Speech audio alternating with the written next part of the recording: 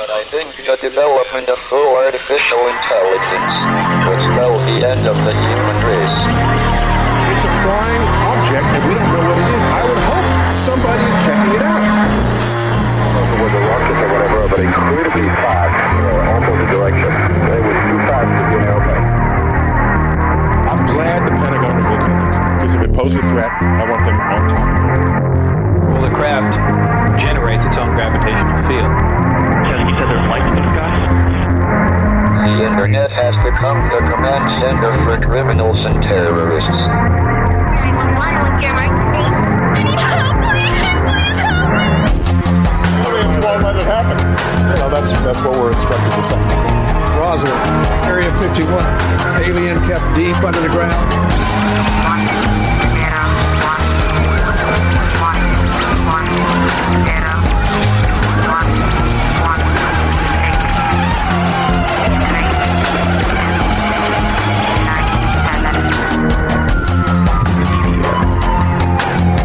Doesn't have your best interest in mind. The government is self-serving. You're here for a reason. You're listening to Troubled Minds Radio.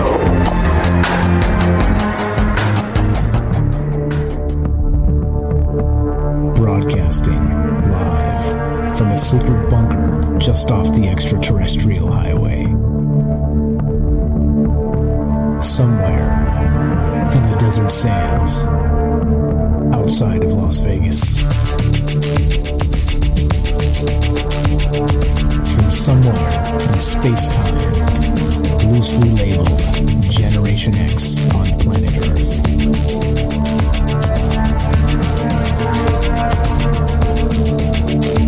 And asking questions of you in earnest into the digital darkness. All right, good evening and welcome to Troubled Minds Radio. I'm your host, Michael Strange, and hello to all of you who may also have troubled minds. What's up, guys? It is Thursday, which is one of the days we get together and talk about all the things we're not allowed to talk about. You know what those things are? Aliens, conspiracy, the paranormal, the government, academia, the 24-hour news cycle, propaganda, and the general feeling that we live in the upside down. Yeah, this show's live. This show has always been live. This show will always be live. If you want to be part of the show at any point tonight, give us a call.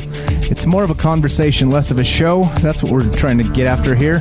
Crowdsourcing information and opinions. And like I've always said, the actual wisdom of the crowd is a lot more valuable than some experts, in my opinion. So, well, that's what we're here doing. So if you want to be part of that, part of this conversation tonight, 702-957-1037. That's 702-957-1037. You can also go to troubledminds.org. That's the official website, and click the Discord link. The phone number is also right on top. You can't miss it, and that's what's going on. So, all right, the thing is this, too. We are streaming on Facebook, DLive, Facebook, DLive, YouTube, and Periscope. We are broadcasting live on the Fringe FM. Please join the Fringe FM Discord as well, fringe.fm/chat, and that'll put you right into the lion's den of nice people, if you can describe it that way. Yeah. So anyway, that's what's going on. That's the deal. That's how we begin this, and. It is lots. So this show has been pretty heavy on kind of lifting your maybe not leaving both feet on the ground. You know what I'm saying? Like we spend a lot of time dreaming sometimes, a lot of times discussing aliens and speculation type situations. And I think probably not enough time recently anyway, talking about what's going on actually in the real world, and in things that we can actually quantify and not really have to speculate. So I was like, maybe we won't do some aliens tonight or something like this, right? So I was kind of digging a little bit to see if there's anything that we haven't really covered in depth, because of course there's tons of things when you talk about conspiracy, regular good old fashioned conspiracy. Like I always say, there's conspiracies everywhere, though, right? Though our job is to realize that not everything is a conspiracy. So it's part of the discernment, part of trying to keep our stay level-headed about these things, and not just go too deep down these rabbit holes, because sometimes they seem, they seem provocative. They seem like, right, like it's a dopamine hit when you go further down a rabbit hole than the next guy, type of thing, and you're like, yeah, I've got the knowledge, I know the things, right?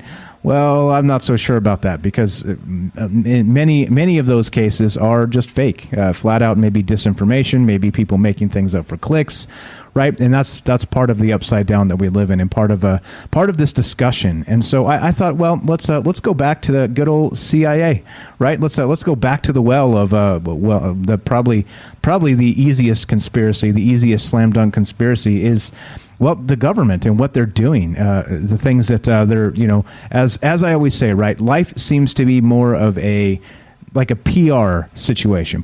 Everything's public relations, right? There's what's actually going on, and then there's the public relations front of all of that dirtiness that's happening, right? Very much like this, just for a government example, like I always say, NASA. It's kind of a PR, public relations front for the secret space program, right? And so no matter whether you believe if a secret space program is just simply killer satellites, or, right, the X-37B that's up there in orbit, it's been up there for 18 months or something like this, right? Like, that's definitely a secret space program for sure, and we know it exists, right? But further down that same rabbit hole, you could chase that all the way to the ends of, Randy Kramer and Marines on Mars and fighting aliens and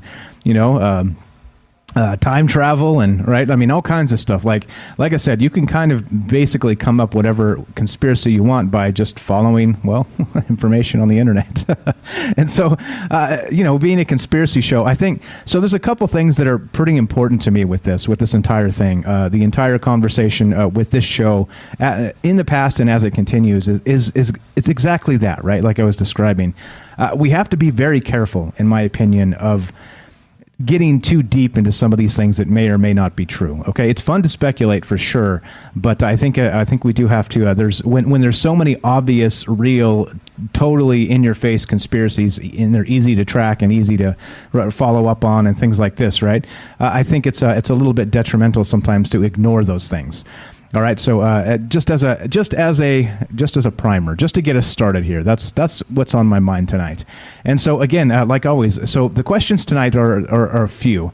Number one, of course, is we'll get to the article that kind of got me thinking in terms of this and some of the dirty shenanigans that the CIA has pulled, not just recently, but over dozens and dozens of years past, right? Ever since they were created, back in, I believe it was 1947, right, with the National Security Act. I believe that's when they implemented the first CIA. But okay, so in any case, right, the deal is this, right? Now the question being, all the things that the CIA is known for doing in the past, do you think that they've stopped? Do you think that they've actually right, like they've reformed their ways? Do you think that's something that's happened here, right? Because of course, if you lean on the PR front of the government, right, Jen Psaki or whatever, the redhead, it's in the White House or whatever's going on, right? Straight up PR front, that lady, right? But the one before her and the one before her and the other guy too, and whatever, right? They're all just PR BS types, right? It's what they do, because they're trying to tell you it's like the shiny object. Well, look at all the jobs we created, right? Look at all the good things that are happening in the government. Well, but what they're not going to talk about, of course, because it would be shooting themselves in the foot, is all the terrible things that are happening in the government, right? For instance, right? Don't get me started on healthcare and taxes. You guys know they're my trigger warnings, and I'll freak out, right? Well, not necessarily totally entirely freak out, but maybe it will raise my blood pressure a tick or two. See, because there are things happening in this world that really are not good, and that's just two examples, right, of things that I'm not happy about that our government is pulling off. But it's unfortunate that I think if you dig deeper, in not even like, and this is the craziest part about this, you don't even have to dig that deep. It's right there, basically in front of your face, right? And they don't even try and hide it all that much, other than not cover it in the mainstream media. Okay, so anyway, as we continue thinking about this and talking about this, do you think that the CIA, for all the dumb things they've been caught doing in the past, do you think they've reformed their ways? Do you think that they've changed? Do you think that today's CIA is different than that CIA of yesteryear, of the old J. Edgar Hoover FBI type of spying on citizens type stuff, or do you think it's changed? Do you think because we're more civilized, right? We're more educated as people. We have the internet now. Do you think that they've reformed? Do you think things are different? Anyway, that's the question tonight. Do you think any of this stuff changes? And there you go. What's up? What's up? I see you guys in the chat. Good stuff here. And Matt says everyone is a conspiracy theorist, and that's the absolute truth, right? All you have to do is think about it just a little bit, and yeah, definitely, everybody's a conspiracy theorist. Okay, so let's do this. Let's go to this article that got me thinking about this. Right now, everybody knows this guy. His name is Ashton Kutcher, right? Everybody knows this dude. He's probably mostly famous. He's done a bunch of movies and things too, but he's mostly famous for what? That 70s show, right? That 70s show where he played Kelso, right? Michael Kelso. You guys remember this guy? Now, in that 70s show, he played, like a knucklehead stoner, right? Like a guy who's just not that smart. Okay, well, so there's that, right? We'll start with that. But in any case, this is an article written by Mother Jones, motherjones.com. And we'll go to the tweet here. And so let's see, oddly enough, as we always say, is truth stranger than fiction, right? So is Michael Kelso, or I'm sorry, Ashton Kutcher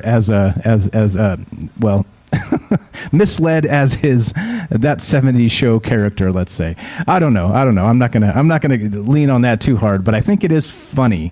So here we go. Check this out. Yeah, is he Dude, Where's My Car? Is he that guy too? Okay, anyway, check this out. This is from motherjones.com, and this is what got me thinking about this, is we haven't really talked about this too recently.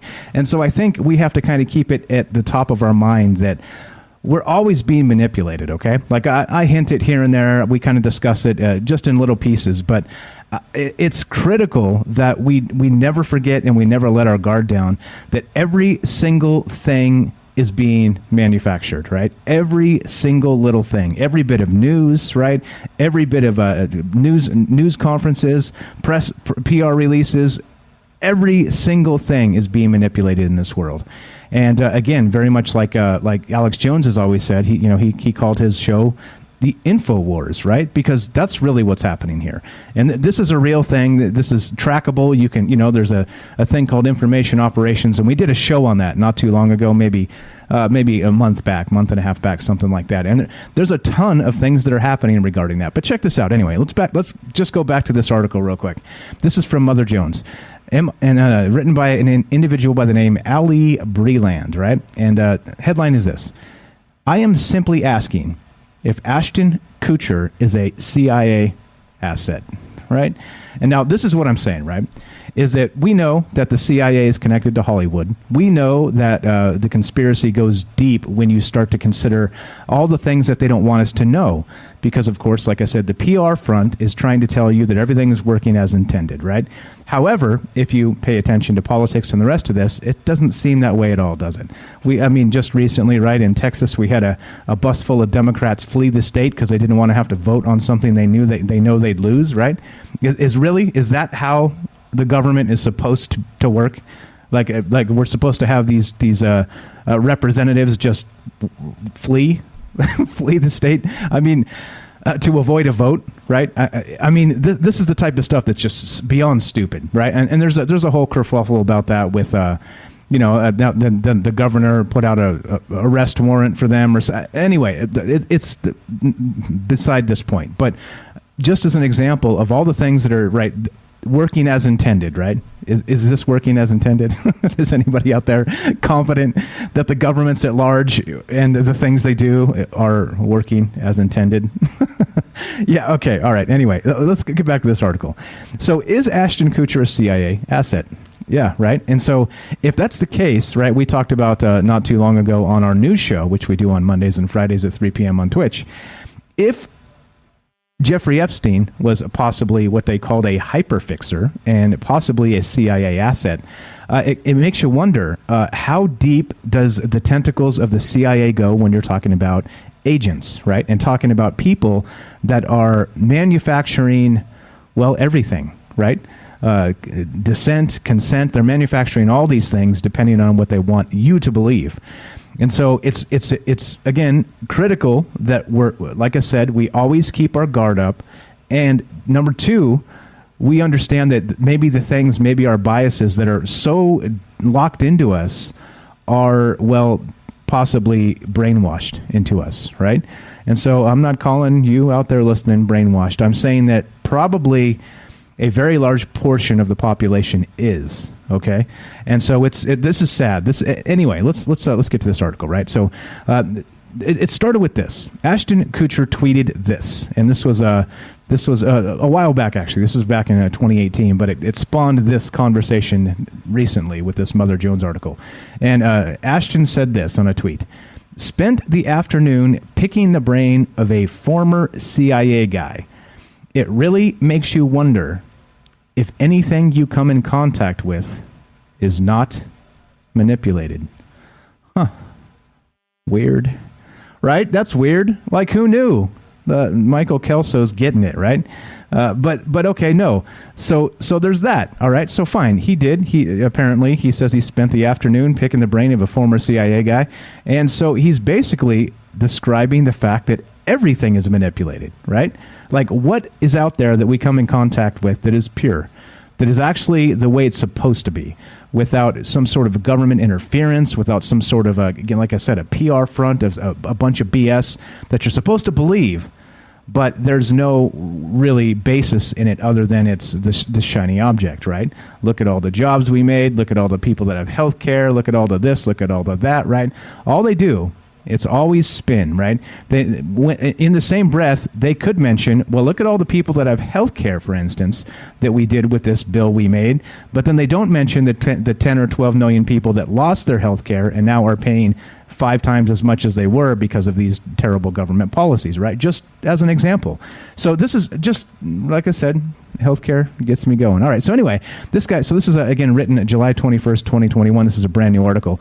And so he's basically kind of going through here and describing what's happening with this stuff. Here we go. It says, John Krasinski, it gives me no pleasure to inform you that there is a new stereotypically attractive white guy in Hollywood who very publicly loves the Central Intelligence Agency. Ashton Kutcher is coming for you. And he continues, you're thinking, yeah, the bonehead from that 70s show is a CIA asset? The guy who sat on a stool and scared the crap out of celebrities before popping out and coolly telling them you've been punked? Yeah, this guy was on Punked. Remember that show? Yeah, the thought never crossed my mind about Kutcher's relation to the security state until today when I stumbled onto an Instagram post of 2 screenshots from his Twitter. The tweets from 2009, just like we said, quote, "Spent the afternoon picking the brain of a former CIA guy. It really makes you wonder if anything you come in contact with is not manipulated," right? And then from 2018, another one, "Just sending out a morning shout to the men and women of the intelligence community that keep us safe and protect our country. Hashtag gratitude, hashtag TY. Thank you." Yeah, with a photo of a haggard pic of Kutcher drinking his morning joe out of a CIA mug. Yeah, right? Cool. Neat, right? This is fine. This is all fine. Yeah, so it continues. So what's going on here? I went to Twitter and saw a separate Kutcher video had gone viral. In it, Kutcher explains how TikTok might actually, at least partially, be a Chinese psyop to influence the minds of Americans. Wow. You don't say, right? You don't say. TikTok might be a Chinese infiltration device to change the minds of Americans? Weird, right? And this is what I'm saying. Some things are so incredibly obvious that they don't need to be said. Like, this is the type of thing that we watch on this show very closely, all right? If clearly, right, remember the Face app that was run through Russia, and it's basically you take the picture of yourself and then it ages you and shows you, as a 90-year-old person or whatever, right? So you could take a baby and turn them into a 90-year-old person. But what's happening, right, with that in particular, so that was not China, that was Russia. But what they're doing is they're collecting basically, with your consent, facial recognition data, right? That's what's happening. That's exactly what that is. And it was run by the Russian, by the Kremlin, right? It was not a private company. It was literally like a spy device that everybody was like, wow, this is amazing, right? They're taking pictures of themselves and showing how old they are, right? And they're like, look, I'm an old man now. Ha, it's so funny, right? Yeah, congratulations. You just gave your biometric facial data to the Kremlin. Nice. High five. High five, right? But this is what I'm talking about. Now, this is exactly, here we go. Thank you. We got Mike posted a picture in the Discord. And see, this is why you should join the Discord, guys. Fringe.fm/Discord. And there's the picture in there of Ashton Kutcher sipping from the CIA coffee mug, which actually I'll copy and I'll put up here on the stream. But you get it, right? You get what I'm saying. Like, at what point is, well, I don't know, too much? You know what I'm saying here? This stuff is clear and obvious, and we're going to get in. So what we're talking about tonight is not just this, not just the Ashton Kutcher bit, but the rest, the CIA, right? And so the CIA and a lot of the terrible things they've done over the years. And back to that question, the initial question I asked, do you think they've reformed their ways? Do you think, again, right, there seems to be this consensus that, we don't need guns anymore because, well, we've evolved past that. That's like a barbarian thing, right? Like only knuckle draggers believe in that. This type of stuff, right? Like this type of hugely manipulated information that tries to make you believe what they want you to believe, okay? Because, of course, humanity and the CIA has clearly evolved past being terrible, right? Just like humanity, this is the golden age. We've got the internet now, right? We can fling poo on strangers anonymously in the middle of the night, right? In our underwear, and it's all good, isn't it? I mean, we have the internet, don't we? But you see what I'm saying here, right? You get the point. It's it doesn't end with this guy, Ashton Kutcher, right? It doesn't end with him. The question is, how many people in Hollywood? How many people, let's say notable people? Well, like, say, Anderson Cooper. How many people in the media? How many of those folks do you think are actually CIA assets? Right? That's the question tonight. And not only that, how long, like I said, how long is this going to go on? Is this ever going to change? And, well, I don't know. You tell me. As always, we're trying to crowdsource a conversation here. Like I said, I have no inside sources. I never have. I don't plan on it. I'm not trying to be that guy. I don't care for anonymous sources. I think it's BS. I think it's more manufacturing of BS garbage so they can make us believe something by hiding behind an anonymous source, right? I don't like that stuff. I'm like, okay, where's the source? Well, some guy told some guy in a dark alley somewhere. Oh, great. So you mean So basically basically manufactured information. But anyway, so that's the question tonight. If you want to be part of the show, you know what to do. We are taking your phone calls and discussing this. How deep do you think this goes?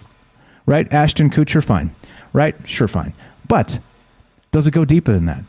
Is George Clooney, you guys know, I've brought up George Clooney before, and it was a pretty funny little thing there, but is he an asset, right?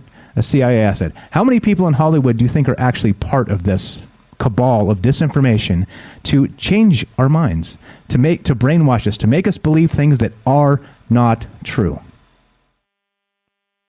How deep does it go? That's what's on my mind tonight. So let's step off the alien wagon for just a little bit and get back to the real world, and we're talking about the CIA.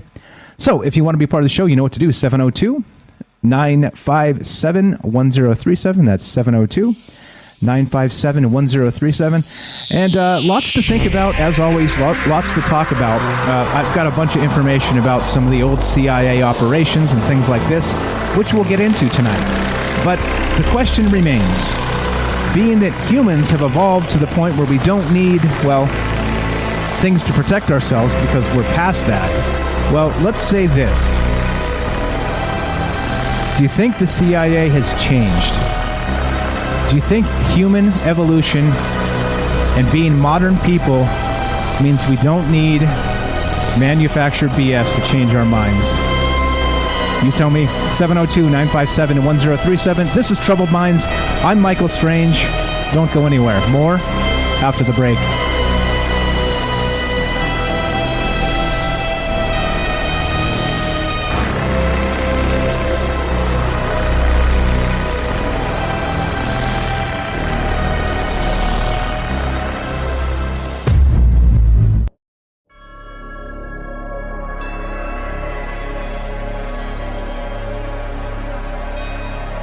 All right, welcome back to Troubled Minds. I'm your host, Michael Strange, and we are streaming on Facebook, DLive, YouTube, and Periscope. And we are broadcasting live on the Fringe FM. We're taking your phone calls tonight. We are discussing the CIA. Do you think that since humanity has evolved and we've become a more peaceful society, wink, wink, that the CIA has reformed their ways and all the atrocities of the past have been cleaned up and wiped away? Or do you think they just got better at hiding it? You tell me. 702-957-1037. That's 702-957-1037. And let's continue, shall we? Talking about the CIA. Now, I've got some, again, right? It's one of those things that if you've never gone down the CIA rabbit hole, right? Where you're like, okay, let's just, and not even that far, just kind of, stick your head in there and look around, right? That rabbit hole, right? It's a little bit unnerving, the things that they've been into, right? And it's all, all the regime change stuff that's going on all over the world, right? Like it's literally us meddling everywhere, all right? Again, with your tax dollars if you live in the United States. And so that's the type of stuff that's like, all right. And then not only that, of course, we also know that they're using our money to meddle elsewhere, and then they're also using it to fool us, to give us disinformation. All right. So anyway, let's just look at. I'm gonna go through some of this and look at some of the weirdness, right? The CIA operations that you guys may not have heard of, because guess what? There's a ton of them. Like I said, all you have to do is stick your head kind of into that rabbit hole and look around, and it's terrifying instantly.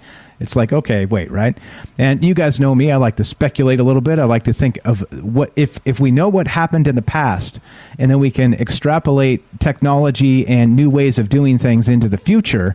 Well, you can only imagine how things evolve with the CIA, right?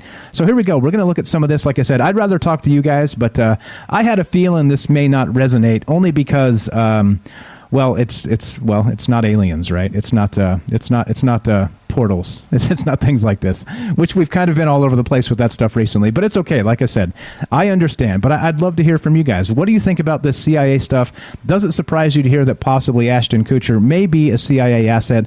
And who else do you believe is a CIA asset out there? Is it everybody in Hollywood? Is it like Tom Hanks and George Clooney and all these guys? Do you think they're all part of this? Or, well, do you think it's something else? And, Michael Strange is freaking out. Michael Strange may be losing it. We'll see. Anyway, let's go to Coffee or Die. I'm going to put this in. Again, all these links are already on YouTube right there, so you can just scroll down and see. I'm trying to put the links in before we start, and so you can scroll down and see what I'm talking about tonight. But here we go. Let's just look at a little bit of this stuff. And weird, right? Weird, right? The CIA was established, like I said, in 1947, which, of course, that was just after Roswell, by the way. You remember? Remember the weird synchronicities of the supposed Roswell crash in July of 1947, and then just after that, I think it was in September 1947, when they put in the National Security Act, which is when the government really started becoming a non-transparent thing, right? So that's again a little bit sketchy, a little bit interesting in terms of that, right?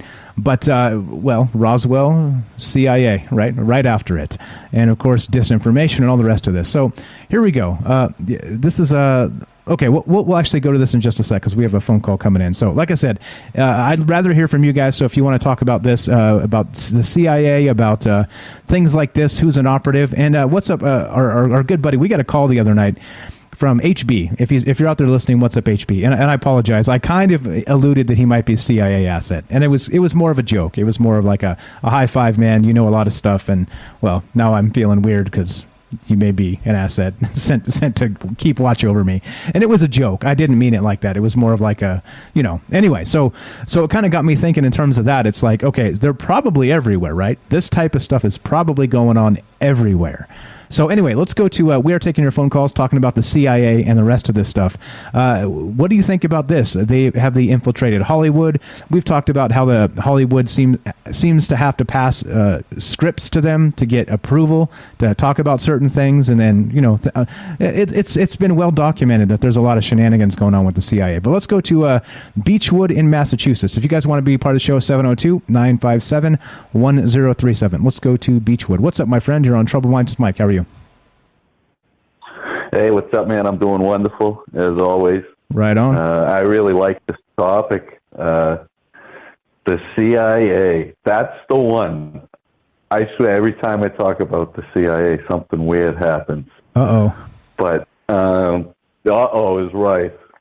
But if I remember, I think somebody else will probably remember, too. I think, like, years back, I remember something with, I think it was Sean Penn, meeting with, like, El Chapo or something, the drug dealer, and then I remember shortly after that, I think they ended up like catching him or busting him. But I've heard things that like he was, working with the CIA, and he's a writer, producer, actor, all that.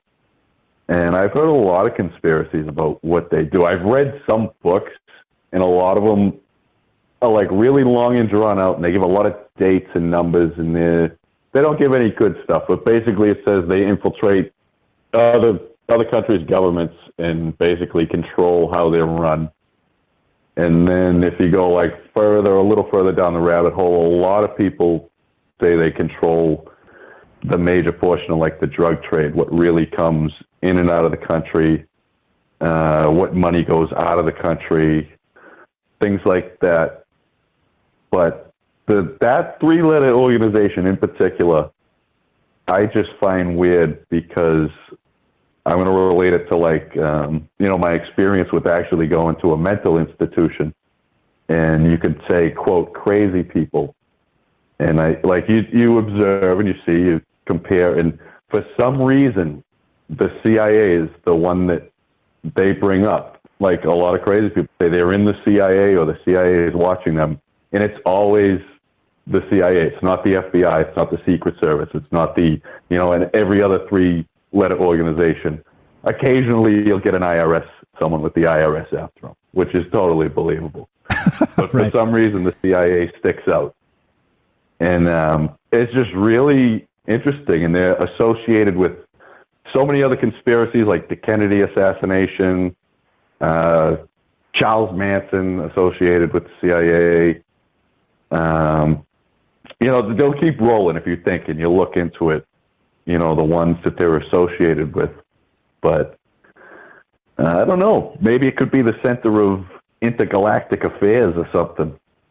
And they're like a Men in Black organization. But their budget is like unlimited. It's weird. Like, I feel like I could say I'm in the CIA, only I'm undercover. Like, even a real CIA agent doesn't have the authority to ask me for my credentials. Like, that's how high ranked I am. That's like the way they play the game. It's just, they never tell the truth. The whole life is a lie. And it's, I don't know. It's interesting. That's all I really had for that. But I want people to call in and say what they've heard or what they've thought. And like, I really mean that, because there's something about that one organization that's off. There's something off about it. They have too much control. Like, they're just too many steps ahead of the game. Yeah, and I think the thing that's most troubling about all of that, right, for the troubled minds out there, is that it seems to be an unaccountable outfit, part of the government that's so opaque, it's nearly impossible to get information out of them, that they can kind of do whatever they want to do, and sometimes things leak out with some torture programs and things like this, right, which Gitmo, Guantanamo Bay, things like that. But it's still, right, that's just the tip of the iceberg. Like, we know clearly they're doing advanced interrogation, and probably way worse than that, right? I mean, we've all heard of MK Ultra, haven't we? Like that type of thing. So I don't know, man. Go ahead. I know they're so skilled with the interrogation that they'll convince you to admit to something you didn't do. People they can do that with techniques. If you get the hot light in your face and they just keep pounding you, people crack easy, and they're good at it. And then they take it and run with it. Exactly. Yeah. But, exactly. That was all. Okay. Good show. Thanks for having me on. I appreciate it, bro. Beechwood from Massachusetts. Thanks for listening. Thanks for the call. We'll talk to you soon. There you go. Easy as that. First call out of the way. Like I said, I'd rather talk to you guys. I've got some stuff that I'm going to talk about, and I'm not going to go too deep. This isn't going to get dark. All right, we're not going to do that. We could though. Like it's one of those things where if you want to get into MK Ultra and some of the trauma and some of the drug abuse and some of the things that they've done in the past, under the guise of national security, it does get dark. It does get ugly. But we're not going to do that. We're going to talk a little bit more about some of the weird stuff that they've done, right? And I think that's where you can speculate and realize, okay, if they're thinking so twisted to do some of this bizarre, weird things to get intelligence or whatever it is they're doing, right? This is the type of devious minds that we're working with here. And I'm pretty sure that there's going to be criticism for the CIA all over the world. Because of course they're doing what they do all over the world. So I don't know. So who do you think? So let's throw this into the mix. Beechwood had a good point there about Sean Penn and El Chapo. He did. He met with, I believe it was him and El Chapo's wife, and then shortly thereafter there was some sort of they caught him. Right? They actually tracked him down and caught him. So was Sean Penn part of that? Part of the setup, or was that a wink wink coincidence? So you see, I don't know, and there's things like this that happen all the time where you very much like the Epstein stuff, right? It's like, okay, was he a CIA asset? We talked about that. There's a whole entire huge article about that, and we'll probably cover that in depth at some point as well. But you got to wonder, right? So if anybody has influence or power in any capacity, you got to expect that the CIA is going to be interested, right? Because they're, influential. They know a lot of people, right? Things like this. So I don't know. That's just, again, to get us going. I appreciate that, Beechwood. That's a fantastic thought with El Chapo and Sean Penn there. I had completely forgot about that. But that's the type of stuff that does happen. Now, again, right, Michael Kelso, Ashton Kutcher, right? That knucklehead. You think that guy is a CIA asset? Well, this guy from Mother Jones wrote the article about asking that very same question. I'm simply asking if Ashton Kutcher is a CIA asset. Weird, right? Weird. Well, I'm asking that too. He doesn't seem like he'd be the type, but then maybe he is. Maybe he is. So this article goes on. We can get into a little bit of this. Here we go. Does Ashton do any work with the CIA or other U.S. national agencies, or does he want to? I wrote in one of the most stupid but justified emails I've ever sent to this PR company that represents Kutcher, right? I haven't heard anything back yet, and I don't think I will. So this individual actually sent an email asking. All right. So Google was obviously not much more helpful, okay? But I still found an article that in this weird matrix of Ashton Kutcher's fascination with the CIA and American geopolitical interests. So here's the weird part. In 2018, the red carpet for the premiere of The Spy Who Dumped Me, an ET reporter asked Mila Kunis, of course, who is his wife, right, whose ex-boyfriend ends up being a spy, about how she'd react if she found out Ashton Kutcher was, in fact, a spy. She answered, "I'd be like, I knew it. I wouldn't put it past him. He also has multiple jobs. Like, not everything adds up," where I'm like, what do you really do? What is this office you claim to go to, and why are there many different locations for this office, right? And that's his, I don't know if that was his wife at the time, his girlfriend, whatever it happens to be. She's saying this, like, okay, he seems pretty sketchy to me, right? And is this just some Hollywood dude running around on his girl? Well, maybe. But is it also, something a little more deeply sinister, right, with actual clandestine contacts and things like this? So anyway, let's just look at this real quick. 3 insane CIA operations that you've probably never heard of, and this is again from Coffee or Die. I linked it, and you can find it right there in the weirdness. So let's go down in the links down below. All right, here's the thing. These are just kind of short little things. Where are we at time-wise? Great stuff. All right, like I said, let's burn through one of these real quick. John Chambers wasn't a spook, but a highly respected Hollywood costume specialist who loaned his expertise to the agency from time to time. He famously assisted the CIA in creating a fake sci-fi movie to fool the Iranians during the Iranian hostage crisis. You guys remember that? Argo, if you've seen that movie, right? They created a fake sci-fi movie to send in CIA operatives to break their people out from the hostage situation. You guys remember that story? In any case, this continues. It would be the basis of the 2012 movie Argo. This time, however, his talents were needed for a Moscow mission. Walter McIntosh, head of the CIA's disguise department from 1977 to 1979, asked for help. CIA operations officers or spies had difficulty traveling around Russia because they were always being tailed by KGB surveillance teams. How did the CIA plan to hide its officers' movements from watchful eyes? Yep, you got it. Inflatable sex dolls. The premise was to have the CIA officer sitting in a vehicle's passenger seat, holding an ordinary suitcase on his lap. To lose his tail in order to contact an asset at a secret meeting, the CIA officer would place the suitcase in his seat and sneak away. The suitcase would then deploy like an airbag to reveal the inflatable sex doll. From a distance, it would appear as if there were still two officers in a vehicle, but in reality, there would only be the driver and his unusual companion. McIntosh humorously recounted how he acquired the inflatable dolls in the first place. Quote, "My secretary in those days was a very nice, prim and proper lady of high religious upbringing," McIntosh told Newsweek. "She was one of those people that was always volunteering to do the extra chore. But I just could not see sending her out to buy sex dolls. So I just strolled about until I saw a sign, adult bookstore, and sure enough, they had a selection of sex dolls." Here you go. There's the CIA, right? A little bit more funny on this one. But you see, right, the types of things they kind of go through. So here we go. The more embarrassing part was his return for several additional dolls. "As I was buying 4 or 5 at a time," he said, "and often over a period of weeks, I am sure I got quite a reputation," he said. "The prototypes were called JIB for Jack in the Box, and surprisingly were successful. In 1982, Jack sprung out from a phony birthday cake box without rousing the suspicions of the KGB agents in the trailing car." So I came across this one a few different places, but so the way it is, right, is they're being tailed by the KGB. They've got 2 operatives in the vehicle, and they have to make a quick turn, and then the guy in the front seat dumps, and he's off, right? And so now he's not being followed any longer, but then they just inflate the inflatable airbag, as it were, that's now sitting in the passenger seat. So now as they turn the corner and they're catching up to the tail here, they actually see there's still 2 people in the vehicle. So, right, I mean, this is the type of stuff that goes on. And it's just, this is basic. This is the old switcheroo. This is things that we do to each other as kids, right? Except, well, these are the things the CIA are doing, right? And like I said, some of this is dark, and so we're not going to go super deep into the weird sci-fi, or is it not sci-fi? I'm reading what Night Stalker said. We're not going to go deep into the MK Ultra stuff with that trauma and whatnot. Like, we did a show on that a while back. It's dark. It's really dark stuff that the CIA was doing. Like I said, with some of the trauma and making people eat their own feces and things like this. It was just awful. Like, really, really gross stuff. And well, yeah. So we're not going to do that. We're not going to get into that tonight. But it exists, right? It's still part of history, part of these things that happened.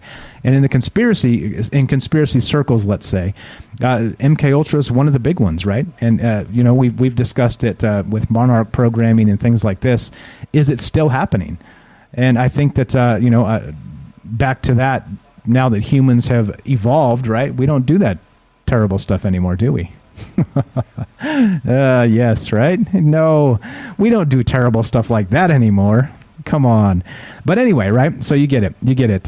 Let's see. There is some UFO information here tonight as well. What's up? Ralph says Dennis Rodman is maybe a CIA asset. And that's a good point, actually, being that he's out there trying to meet with Kim Jong-un all the time, right? I was about to say Kim Jong-il. He's out there, he's supposedly best buddies with Kim Jong-un. So that's a good point right there. What's up, guys? I see you in the chat, reading as much as I can as we go, trying to not let it derail my train of thought. But, well, I derail several times per show anyway. But, okay, so let's, where are we at time-wise? I think we got a few minutes here. So looking to hear from you guys tonight. We're talking about the CIA. And, again, don't want to get too dark, all right? Don't want to get too dark here. But what do you think? Do you think that we have reformed? Do you think that Ashton Kutcher is the only, possible CIA asset out there in Hollywood? Or do you think it's swimming in them?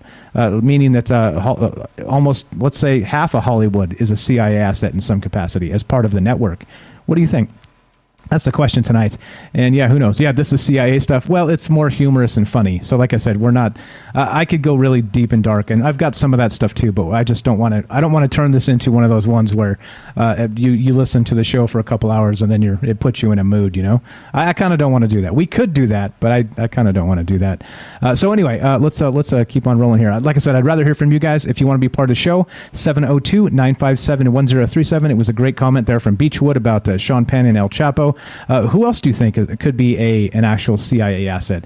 That's what's kind of on my mind tonight as part of this whole manufactured reality that we live in. Okay, and like I said, it's I think it's probably best. Here, I'm going to preach just a little bit that we maybe take some of our most dearly held beliefs and question them. Right, like where did these things come from?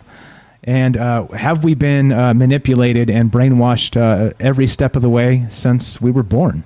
And I think that's, like if we don't ever consider that you yourself is brainwashed, well, odds are maybe you are. I don't know. Or maybe you just don't like to think about it. I think that's probably fair. Like there's just a lot of stuff here that kind of gets me. I don't know. JJ What's Up says, I would say all of them are and demonizing him because he is actually working to help foreign kids. Who? Yeah. Let's see. Robert says on Facebook, your grandfather's CIA could have a president killed and get away with it. Today's CIA is just full of pranksters and lame. Well, internet pranksters, right? Yeah. Sean says the CIA knows all about UFOs. And interestingly, there's one I'll pull out and we'll talk about when we come back from the break here, that the CIA actually requested to have a UFO built, if you can believe that. So anyway, that's what we're talking about tonight. We're kind of just going through some of the weird CIA stuff, again, back with the Argo and the fake science fiction movie, right, to infiltrate and get in there to break people out of the hostage situation, which supposedly worked. I mean, so there's, like, you got to think, right, if in terms of the larger what else may be going on out there, I think it's probably, it's probably a lot of really dirty, sinister stuff. And so, yeah. Anyway, let's see. What's up? Don't be turning into a flat earther now. Hey, come on. Hey, be nice to me. All right. So anyway, as we roll this down and get to the top of the hour, like I said, I'd rather hear from you. What are your takes on this? And how deep do you think it goes? Do you think literally every moment of our lives is under attack by CIA brainwash, CIA assets? And do you think they're everywhere? Yeah. I think probably on Reddit, think about social media. Like, think about the unbelievable amount of like actual probable CIA that are out there, at least maybe teams that are working with the CIA to run and control social media. That alone right there is probably a staggering operation. But yeah, so as we continue talking about this, like I said, if you want to be part of this tonight, I'd love to hear from you. Great call from Beechwood to start us out. 702-957-1037. That's 702-957-1037. This is Troubled Minds. I'm Michael Strange, and that's what's on my mind tonight. Not necessarily MK Ultra Dark, but what is the CIA up to? Do you think that they're watching us right now, being that we're discussing, well, I don't know, their name, discussing some of the old things they've been into? Or do you think that that's just paranoia, right? Just because I'm paranoid doesn't mean they're not after you. The famous lyric from the Nirvana song. I don't know. You tell me. Like I said, I don't have the answers here. I'm just asking questions. I think it's good to kind of keep our mind in the real world from time to time and look at some of the things that they're feeding us, BS-wise and propaganda-wise and control-wise. And that's what we're talking about tonight. The CIA is on my mind, and I'd love to hear from you. One more time, 702-957-1037. I'm Michael Strange. This is Troubled Minds. Don't go anywhere. More after the break.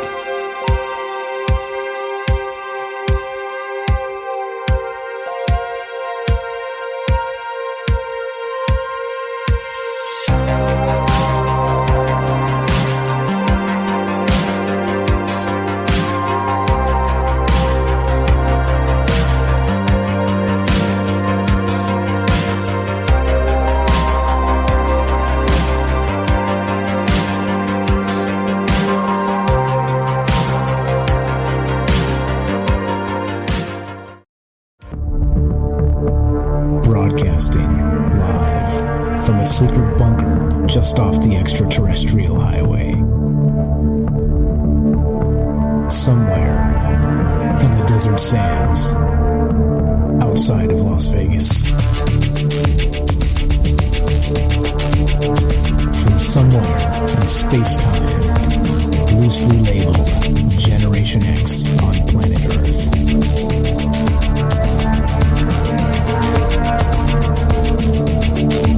And asking questions of you in earnest into the digital darkness. All right, good evening and welcome to Troubled Minds Radio. I'm your host, Michael Strange, and hello to all of you who may also have troubled minds. This show is live. Well, before we get there, let's talk about all the things we're not allowed to talk about. This show goes Monday, Tuesday, Wednesday, Thursday at 7 p.m. Pacific, and we do talk about the things we're not allowed to talk about. And you know what those things are, don't you? Yeah, that's right. Aliens, conspiracy, paranormal, the government, academia, the 24-hour news cycle, propaganda, and the general feeling that we live in the upside down.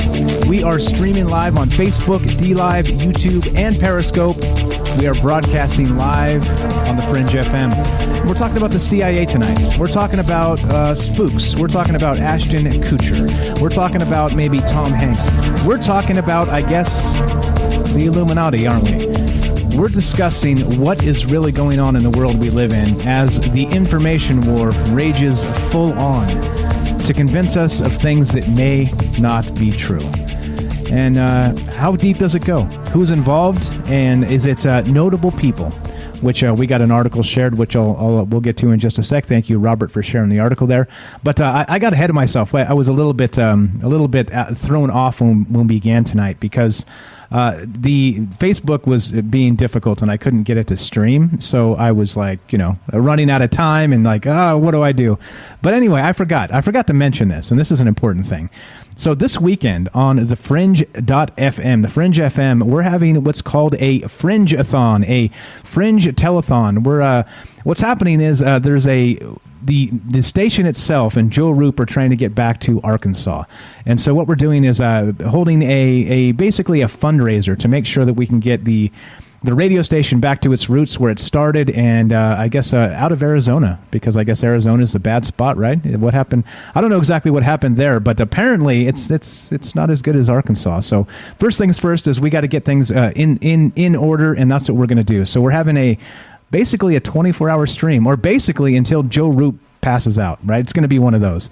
So it's going to go there's a funding goal, and hopefully we can meet that quickly and not have to make Joe Roop go 3 days straight or something like that. But yeah, so that's what's going on. That will happen on Friday night after Ryan Gable, The Secret Teachings. So that will air at his show airs at 11 p.m. Pacific till 1 a.m. Pacific time, and then after that, in that 1 a.m. hour, Joe Roop will be back on the air, and he will be on the air until the goal is met, or well, he falls out. So that's what's going on this weekend, and everybody will be part of it. All your favorite Fringe characters, everybody's signed up to be a part of that and help with the stream. So we're gonna help chip in and just make sure that Joe doesn't go too far off the rails. So he needs people looking after him, and so we're gonna get together as a team and help him with that. So what's up, Joe Roop? We got your back, man.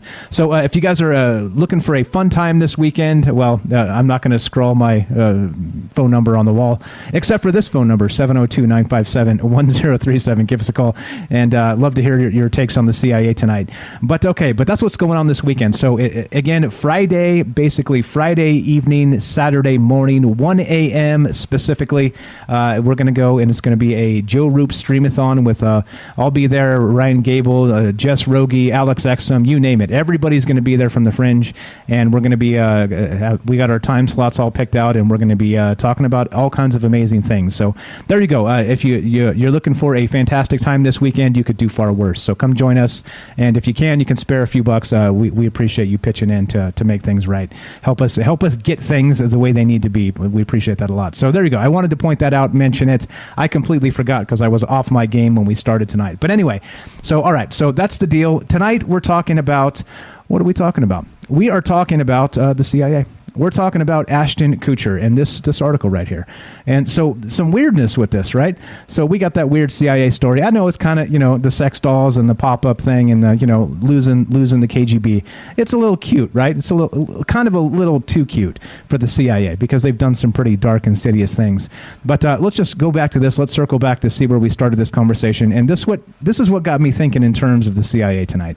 This article by MotherJones.com, an individual wrote this by the name of Allie Breland. I am simply asking if Ashton Kutcher is a CIA asset. A CIA asset. I don't know. Is he? Is he not? And I think that's part of what's going on here is if he is, right, sure, fine, possible, but who else may be from Hollywood? Who else may be CIA assets, maybe in the media? Like we've known, infamously, Anderson Cooper was a CIA intern when he first began. And then, of course, he's from the wealthy family, the Vanderbilt family. His mother is Gloria Vanderbilt. So he didn't really need the money, did he? So kind of from the very beginning, Anderson Cooper was suspect. And so, wouldn't you know it? He's now the silver-haired fox of CNN, and he's propagandist in chief, I guess you could call him, right? I don't know. So anyway, just this article real quick. We have Ashton posted this way back in 2008, and he said, 2009. He said this: spent the afternoon picking the brain of a former CIA guy. It literally makes you wonder if anything you come in contact with is not manipulated. And yeah, right. And that's what we're thinking about tonight. That is really at the heart of the matter here. Like I say, Alex Jones gets a bad rap, because he's off the rails half the time, in my opinion. But he is correct in that we are living in in an information war. It is what it is. And I think that we have to talk about this from time to time, just to remind ourselves, right, that to not let our guard down and make sure that we keep ahead of ourselves and stay, maybe not be so bogged down in the propaganda. So anyway, that's what's on my mind tonight, and I'd love to hear from you if you want to be part of the show. 702-957-1037. Scroll that on the bathroom wall, and maybe we'll get some interesting calls. TroubledMinds.org. Click the Discord link. Also, come join us on the Fringe Discord, fringe.fm/chat. Get in here. Come say hi. Lots of smart people in here. These conversations go on 24 hours a day, and it's a chat client as well as a voice client. It's totally free. You can use it anywhere in the world, and Discord is amazing. So there we go. So let's continue, shall we? We got this article shared as sort of an addendum piece from Robert on Facebook. What's up, Robert? Thanks for hanging out and sharing this amazing article. How about this? This is from thehollywoodreporter.com, right? And this seems a little bit silly, doesn't it? Let's read this just a little bit. Was Chuck Barris a CIA assassin? A CIA assassin. There you go. I don't know. I think this is a little bit, is it silly? Is it disinformation? Is it propaganda? What is this? Oscar-nominated producer Andrew Lazar weighs in on the late TV personality's claim, quote, he never denied the authenticity of the book in all the years I knew him, right? So here we go. 2 decades ago, producer Andrew Lazar acquired the rights to Chuck Barris's memoir, Confessions of a Dangerous Mind, an unauthorized biography, Stranger Than Fiction. The 1984 book detailed The Gong Show's host's hidden life as a CIA assassin in the 60s and 70s. Lazar enlisted Charlie Kaufman to adapt the wild story, which would mark George Clooney's directing debut. Oh, weird. George Clooney. Weird. The resulting 2002 movie, which depicts star Sam Rockwell killing 33 people, has been largely viewed as fantastical fiction. But Lazar, who remained a close friend of Barris's and visited him just 6 weeks before his death on March 21st, says the iconic TV personality never backed down from his story, even if the CIA emphatically denied that Barris worked for the spy agency. Weird. Weird. Yeah, right? Now, this is what I'm talking about. This is the type of thing. Now, is this fake? Right? So it's fiction, they say, right? Is this fiction? or the guy never backed off the story. So you tell me. And I think that's part of what we're dealing with here is we really don't know what to believe anymore, do you?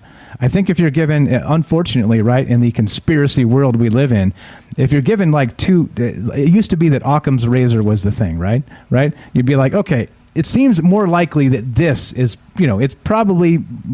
this is probably fiction. It seems like it. It has to be, right? There's no way the Gong Show guy could have been a CIA assassin killing, over 100 people back in the 60s and 70s. Right? Am I right? That seems silly. Or does it? Or does it? I don't know. I don't know what to make of this other than exhausting to think about.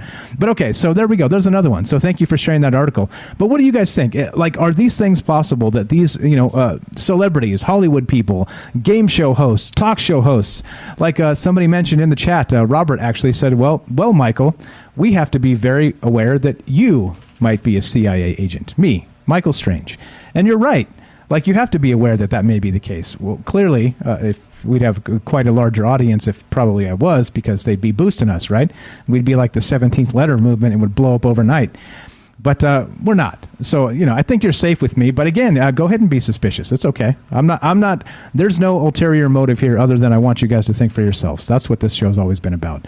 So as we continue here, weirdness, right? I've got some other weird CIA stories to tell you. But of course, I'd rather hear from you. I could preach on like the substitute teacher that puts on a movie and whatever else, but I'd rather hear your stories. I'd rather hear what you think. Interesting that article comes up and it was George Clooney's directorial debut. Weird, right? Weird? Synchronicity or something else? Yeah, 702-957-1037, troubledminds.org. What do you think about this stuff? What do you think? Is the CIA reformed, or have they just continue doing the same stuff they've always been doing, just calling it different things? That's what we're talking about tonight. That's what we're thinking about tonight, and looking to hear from you. So I've got some more CIA stories we'll get into, and we'll do that in just a moment. I had a feeling people would be like, nah, no thanks, Mike. Give me the aliens. But it's all right. It happens. I think that we have to talk about these things. Otherwise, what's up? GameVet02 says, George Barris was a really nice guy. I met him in person. Okay. Well, apparently he was a CIA stone cold killer as well. Yeah, as they say. So anyway, let's go to, we got a phone call here. I think actually just hung up. So never mind. We'll take that in just a sec. But all right, so you get it. The point is that is this stuff real? Is the world we live in exactly like they're telling us, or is it something else entirely? Let's go to this other one. This is from that Coffee or Die article. So there's another one, right? Let's see. Where's the good one here? There's a good one here. All right. Let's see. Nah. All right, let's burn through a bunch of these. This is from Infomory. I don't know. .com. There we go. I'm going to link it, and you guys can find it actually down there in the YouTube links. It's all there already because, I'm ahead of the game sometimes. So here we go. This is where I'm getting the information from. And we'll go to this call coming in just a sec. But here you go. I'm linking it in the chat, and you guys can follow along if you prefer. Robert says, after assassinating all those people for the CIA, that explains why Barris was crazy enough to host the Gong Show, right? Right? That was his payment. His sweetheart retirement payment was hosting the Gong Show, right? Yeah. Sam says the guy never backed off his story, which is interesting, right? Interesting. All right, so we got the Night Stalker on the line. Let's go to Derek in Massachusetts. Welcome to the show, my friend. How are you tonight? Pretty good. What's going on, Mike? Great stuff tonight. Thank you.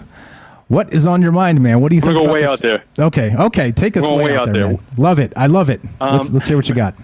First, I'll post. I'm not going to go dark. Just go out there weird.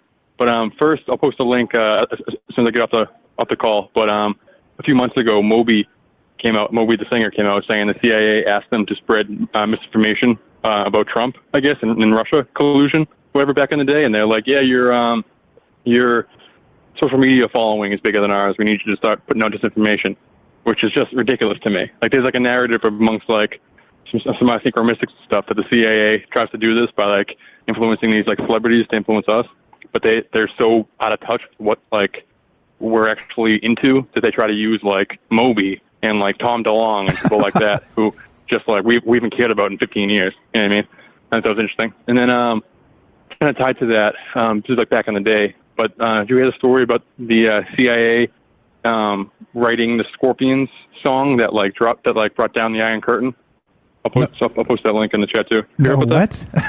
The Scorpions, the band. Yeah. Ever heard about that? No, never heard that. Yeah, it's did the CIA really write one of Scorpion's most famous songs, from 1990, "The Wind of Change"? It was like a Cold War song. Was like the intention of it was to bring down the Iron Curtain, I guess, which I'm not super familiar with. But I'll add it to the chat. But as far as like super far out there, and it's like, can we trust what we're seeing, and like, are we living in some weird like manipulated reality? And like, there's a theory out there. I think her name is Human Vibration JK, and she was on Sam Tripoli's podcast like a little over a year ago. She talks about John Benet Ramsey and like that whole saga from the 90s, or whatever. And she believes it's her opinion that John Benet Ramsey never existed. She's like a fake person. It's like a story that they just created. She doesn't actually exist. And then she also believes that Epstein doesn't actually exist. He's like a deep fake. That like the deep fake thing is just really taking over right now. Like the idea that we are now, like people on the internet are now able to deep fake celebrities and stuff. The idea being the CIA has been doing that for at least 20 years. And like, we don't really know what is happening, like as far as reality. And she thinks that MK Ultra is actually like it's like an acronym for like a certain color wheel, like magenta and yada yada. I'm not sure the details, but that like it's coding as like for like fake reality. That like the whole Epstein thing, he was basically just an account for them to use, and they created like his persona like after the fact, pretty much. Same with John Benet Ramsey and stuff, which is interesting. It's really out there, obviously, but it's interesting to me. And then one like tied to that, like the whole color thing. My friend Lindsay, like hosts her own podcast or whatever, she was talking about the purple conspiracy a few months ago, which I never heard of. But the idea being that like on the color wheel, purple, like all colors are the same. They're created equal, basically, like on the color wheel, except purple. Purple is like does something weird. It's like our brain adjusts to like see purple in a certain way. It's not actually the way that we perceive it. So that anytime you see any celebrity or politician or anything purple, wearing purple, associated with purple, then it's fake. Like whatever they're talking about is not real. It's fake. And like, I don't necessarily believe that, but that's pretty far out there as you can possibly go. That like a lot of what we see is like super deep fake, and that like it goes. There's just so many purple things. Like now that you've heard it, you're gonna start like seeing it, and it's like it's pretty compelling. I don't know if I believe it, but that's like kind of the sci-fi version of what we're talking about tonight. Yeah, I think a lot. But. Yeah, it is a lot. So now this is the weird part. So it seems if you kind of take that back to the 80s, like kind of creating a movie star, right? Kind of a fake person, a deep fake person to be used as an asset somehow. It seems far-fetched, right? Yeah. Going back that far. But the technology we have now, you could easily do that, right? I mean, I'm sure you saw those TikToks of Tom Cruise, right? Where they completely deep fake Tom Cruise on the golf course or whatever. So, I mean, if we're doing that now, and remember DARPA, right? They're 30 years ahead of us. So if they were doing that stuff back then, it's all possible, right? That stuff is definitely possible. So just wanted to throw that in there. But yeah, crazy stuff. And, so, and that's like go ahead. And that's like those Tom Cruise and Robert Downey Jr. deepfakes, whatever online. That's like people like me doing that. That's like just people on their laptop doing it. So the idea being perhaps it's more intricate, and it's like if you watch Entourage, this is like 15 years ago at this point, but James Cameron had a cameo. He was directing Aquaman in Entourage, and he made a joke being like, or like the main character's manager is like, yeah, pretty soon you guys aren't going to need actors because like the special effects are looking so good. And James Cameron straight face goes, yeah, 5 years I'm not gonna. And then like he goes, oh, I'm just kidding. And that was like almost 20 years ago at this point, or that was like 2005 or whatever. And they were making jokes about it back then. And I've had theories that like if they haven't done it already, is one of these celebrities that we know just a creation. Like I think Angelina Jolie hasn't actually acted in a movie in like 10 years, and she's just like selling her likeness to like Maleficent and stuff, so they can just use her face to sell movie tickets. But in reality, she's never stepped foot on set. You know what I mean? They're just using her persona, her brand or whatever, and then that can go like way darker. You know, just picture. I don't know. It's tough to trust our own eyes now. Like we live coming from an era where, at least for me, as far as like UFO videos or paranormal videos and stuff, I think they're fascinating and cool to watch, but like I don't believe any of them because like you watch movies and Transformers and Avengers and stuff, they can do anything, you know? So like now take that step forward, and now in real life, can we trust like what's actually going on? It's interesting. I don't know. But that's like, I don't know if I believe that, obviously, but it's just, that's as far as I can take it, you know? Yeah, and so I'll try to find some more information about the color thing. But the color thing is like really interesting to me. I'll try to find some more stuff for it. It could be a whole episode. Yeah, sweet. Love to do that. That would be amazing. I gotta go. I'm sorry for rambling. I'm at work. You're good. Okay. Later, brother. Great All right. show. Thanks, man. Catch you later. That's Derek from Massachusetts, the Night Stalker. Again, you guys are missing out if you haven't joined the Discords. TroubledMinds.org. Click the Discord link. Also go to fringe.fm/chat. Join those Discords because that's the type of folks you meet in there. All the great callers we get. Most of those folks are already in the Discord, and they're smart people, clearly, sharing amazing information. So I hadn't heard the purple one, that purple color thing.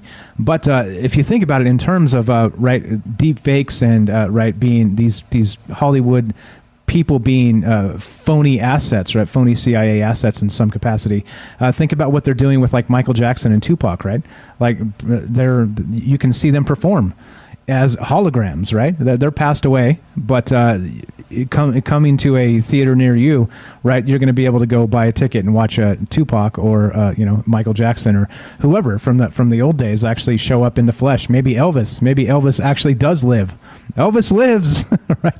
Elvis is back in the building, but yeah, I don't know. Like that's the type of stuff. It's happening. Like it's definitely the technology is there, and we've talked about it with part of that plasma spoofing stuff with the Project Bluebeam and things like this, right? That stuff exists. That technology is real. And remember the voice of God, if you guys have been following this show, and some of that, the talking lasers, right? This stuff is real. This stuff is actually real. Yeah, great call, Derek. As always, appreciate that. Looking to hear from you guys, though. What do you think about this? About, again, the Hollywood being part of the CIA, or how deep does this go, right? Is it something that's, right, chill out, Michael Strange, too much conspiracy for you? Or do you think that this is really just the tip of the iceberg, and the CIA influence on everything goes extremely deep? That's the question tonight. Have they reformed? Yeah, there you go. Mike says the Grand Moff Tarkin CGI back in that Star Wars movie, right? With Princess Leia as well, the younger Princess Leia, the CGI in that movie. So I mean, they're doing these things, right? And where it's not as convincing yet, it's about to be. Like this type of stuff is about to be. So that's what we're talking about tonight. Like I said, I figured the engagement would be lower because it's less interesting than aliens, but it is at this point, in my opinion, far more real of a threat. So I think we need to throw it in there from time to time. I think we need to talk about this stuff. I think we need to discuss it. I think we need to consider that, the world is not like we think it is. And that's the deal tonight. Love to hear from you. 702-957-1037. That's 702-957-1037. Get in here. Let's hear about your thoughts on the CIA, Hollywood assets, and who knows, maybe this Michael Jackson and Tupac coming to a theater near you. Love to hear from you. More CIA conversation after the break. We'll be right back.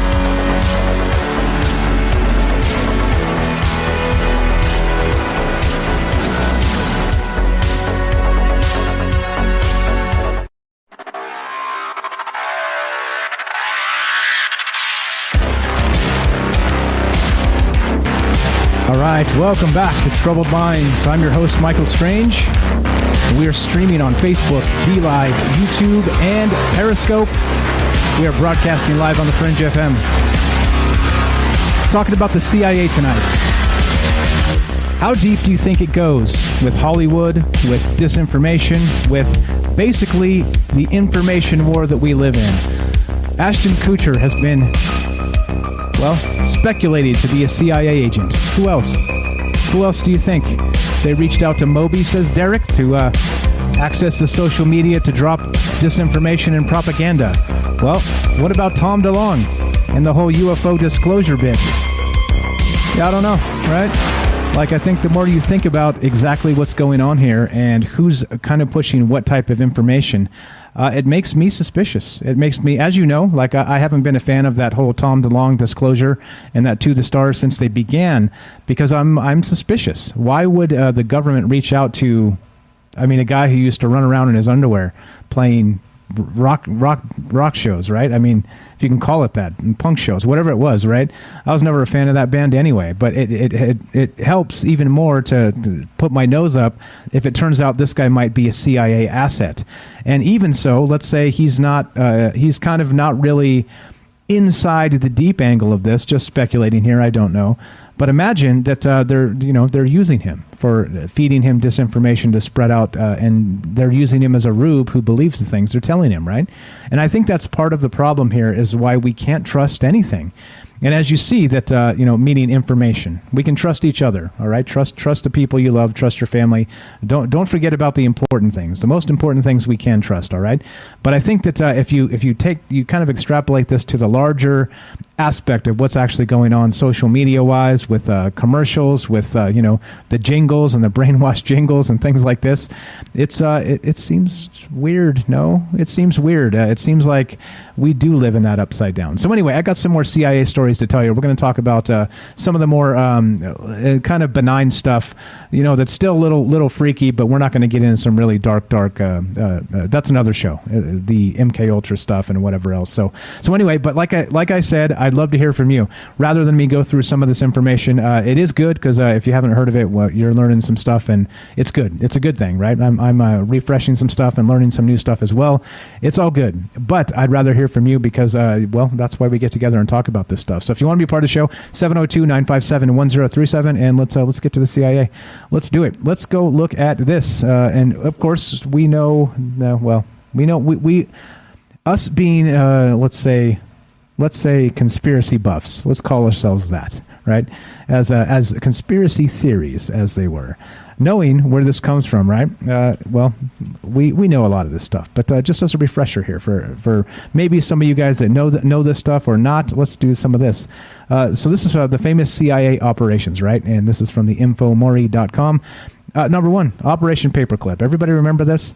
Is that, of course, after World War II, the Nazis were way ahead of us in missile technology and other technology, by the way. And so what did they do? They just took the actual top scientists, the top Nazi scientists, and they assimilated them into the U.S. military and government and scientific community. Neat, right? That's totally neat. Nazis. Here we go. Operation Paperclip was a CIA program to recruit German scientists with an intention to brainwash them and prepare them to serve in the U.S.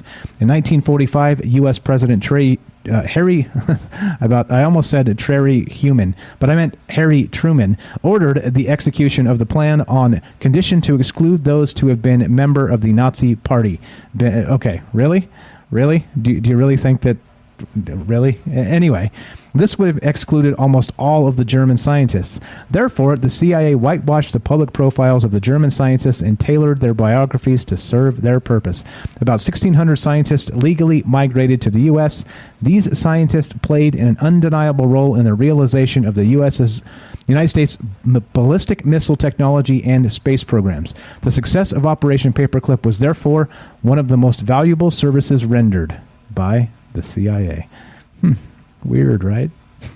Weird. Nazis. You know what I'm saying? It's like politically, if people don't agree with you, you just call them Nazis, right?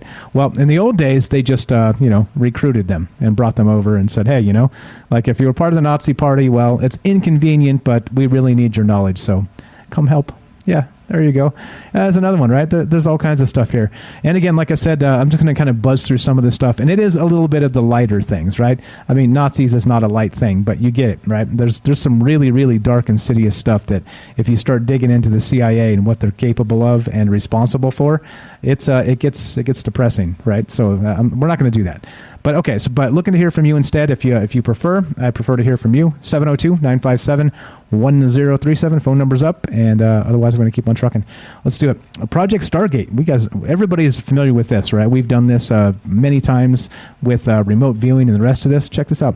Military intelligence and the CIA were of the opinion that the U.S. psychic research about some foreign countries was unreliable on account of possible Soviet disinformation. Both agencies, therefore, opined that research on exploring remote viewing should be conducted. Remote viewing is the psychic ability to see the events happening at remote distances through the use of paranormal capabilities like the use of ESP. That would be extrasensory perception. Researchers, however, concluded that telepaths were 80% of the time wrong. The information obtained through this method was not found scientifically reliable or strategically actionable.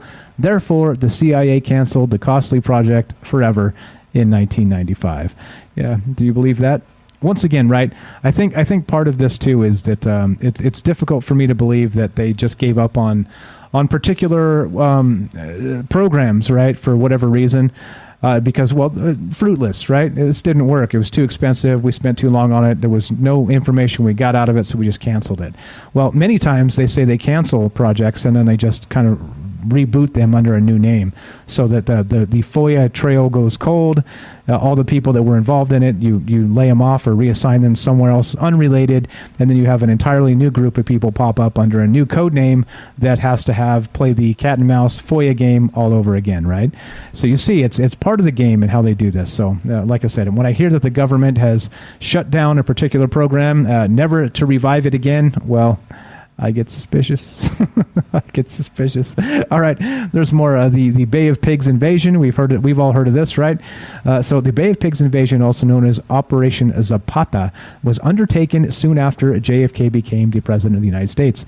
The purpose of the invasion was to overturn the communist Castro regime and to replace it with some more acceptable alternative. To divert attention from the U.S. involvement, Cuban exiles were trained for the operation. On April 17, 1961, an amphibious troop transport and 1,300 guerrillas were unloaded on a beach in the Bay of Pigs. Contrary to the expectations of the CIA, the Castro troops were already well informed of the possibility of this attack and were fully ready to counter it. About 2,000 Cubans and more than 100 invaders were killed, while 1,200 were captured, and many of them were executed under the orders of Fidel Castro. The remaining were freed in exchange for $53 million in the form of food and medicines for the Cuban people.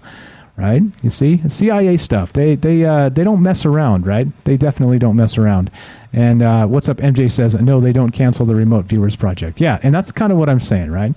I think that some of this stuff is not. It doesn't seem likely that they just gave up, especially if like Ingo Swann, I believe, Joe McMoneagle, I think is the other guy that they used, the two most famous remote viewers that worked in a Stargate project. I think those guys in particular were notable, right? And now Courtney Brown of the Farsight Institute, farsight.org, and actually he recently came out, Courtney Brown, speaking of remote viewing. Courtney Brown recently said that he was dropped out of the Google indexes.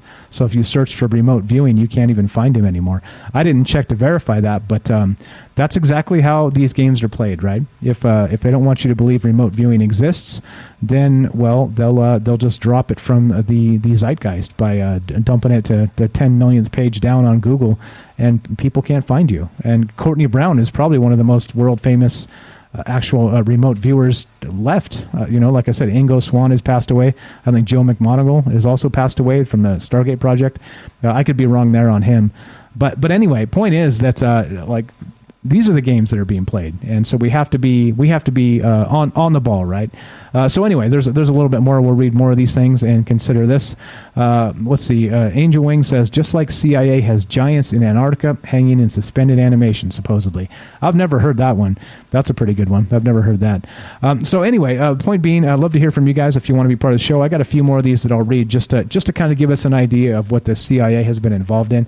And like I said, it's just kind of some cursory stuff. I didn't want to go dark tonight because, well, it's Thursday, and it's we call Thirsty Thursday. Not a dark night, so that's what's going on with that. But all right, so let's continue reading this. But if you want to be part of the show, what are your takes on this? And we started with Ashton Kutcher, and Night Stalker brought up Moby, and I added Tom DeLonge to the fire. Who do you think is a CIA asset? And of course, Anderson Cooper we talked about. Do you believe that probably the biggest names in Hollywood, like maybe Tom Hanks, Brad Pitt, folks like this, Angelina Jolie, like maybe a Night Stalker suggested? What do you think? Is this something real or something imagined? Are we fooling ourselves? Is it too much tinfoil wrapped a little too tightly? I don't know. You tell me. All right, so let's keep on trucking here. So that was the Bay of Pigs. Here's another one. Operation Midnight Climax, and this is again most famous CIA operations. And so, like I said, most of these aren't super dark because, well, we're not trying to go there. But okay, Operation Midnight Climax was initiated by the CIA with the aim to explore the possibility of mind control through the use of drugs like LSD. Yep, the researchers wanted to study the effects of LSD on the involuntary users. Another, notably, notice the word involuntary, another intention was to find the possibility of using this drug for sexual blackmailing. Prostitutes were used by the CIA to administer the drug via food to the chosen subjects. After the CIA Inspector General staff discovered in 1963 that the agency was running a program involving the use of psychotropic drug LSD by unwilling people, the project became controversial. Oh, even within the agency, and was soon closed. The relevant files were destroyed, while only a few of them survived. Now, so even the CIA has controversial things, I guess, right? Something like that. I don't know. This is a little bit strange to me. That like this doesn't even seem that bad compared to what they've been told to do in the past here. So there's a bunch of these. We can read a few more, but like I said, I'm going to break it off here for just a second from just going deep into these stories and looking to hear from you. And what do you guys think? Who should we expect is a CIA asset, and should we be suspicious of every notable person in the media and in Hollywood? Like I said, I don't know. These types of things are usually on the top of my mind. And if I see some talking head on television, well, television, you see, the TV. Like I said, it's no accident in the stream I put myself on a television because it definitely gives you some extra credibility, right? Once you're inside of the TV, well, people listen to you. But when I see somebody in the television itself, well, I get suspicious. So anyway, talking about the CIA and the rest of this, Game Vet says, we definitely know Pauly Shore is not part of the CIA. There you go. There you go. That's the stuff I want to hear. All right. Let's we got a phone call. Let's go to this, and then we'll keep on trucking. This is, looks like this is Paul from New Hampshire. Welcome to the show, my friend. How are you tonight? Hi, Mike. How are you? Wow, this is kind of creepy. Is it? Which part? Yeah, well, I mean, all of it. Listen to what you're talking about. Just kind of jumped in and on this, And then when I'm listening to you talk about, fruition, or what's those words you look for, confirmation, where, I was talking to my friend last night. Hey, Bob, what are you doing? I'm listening to the talking heads. And talk about mind control. Well, I guess all you have to do is watch like 3 commercials in between every show you watch. Or have you seen Jeopardy lately, by the way, ever since Alex Trebek died? Now we have stupid questions and stupid answers, almost like Facebook.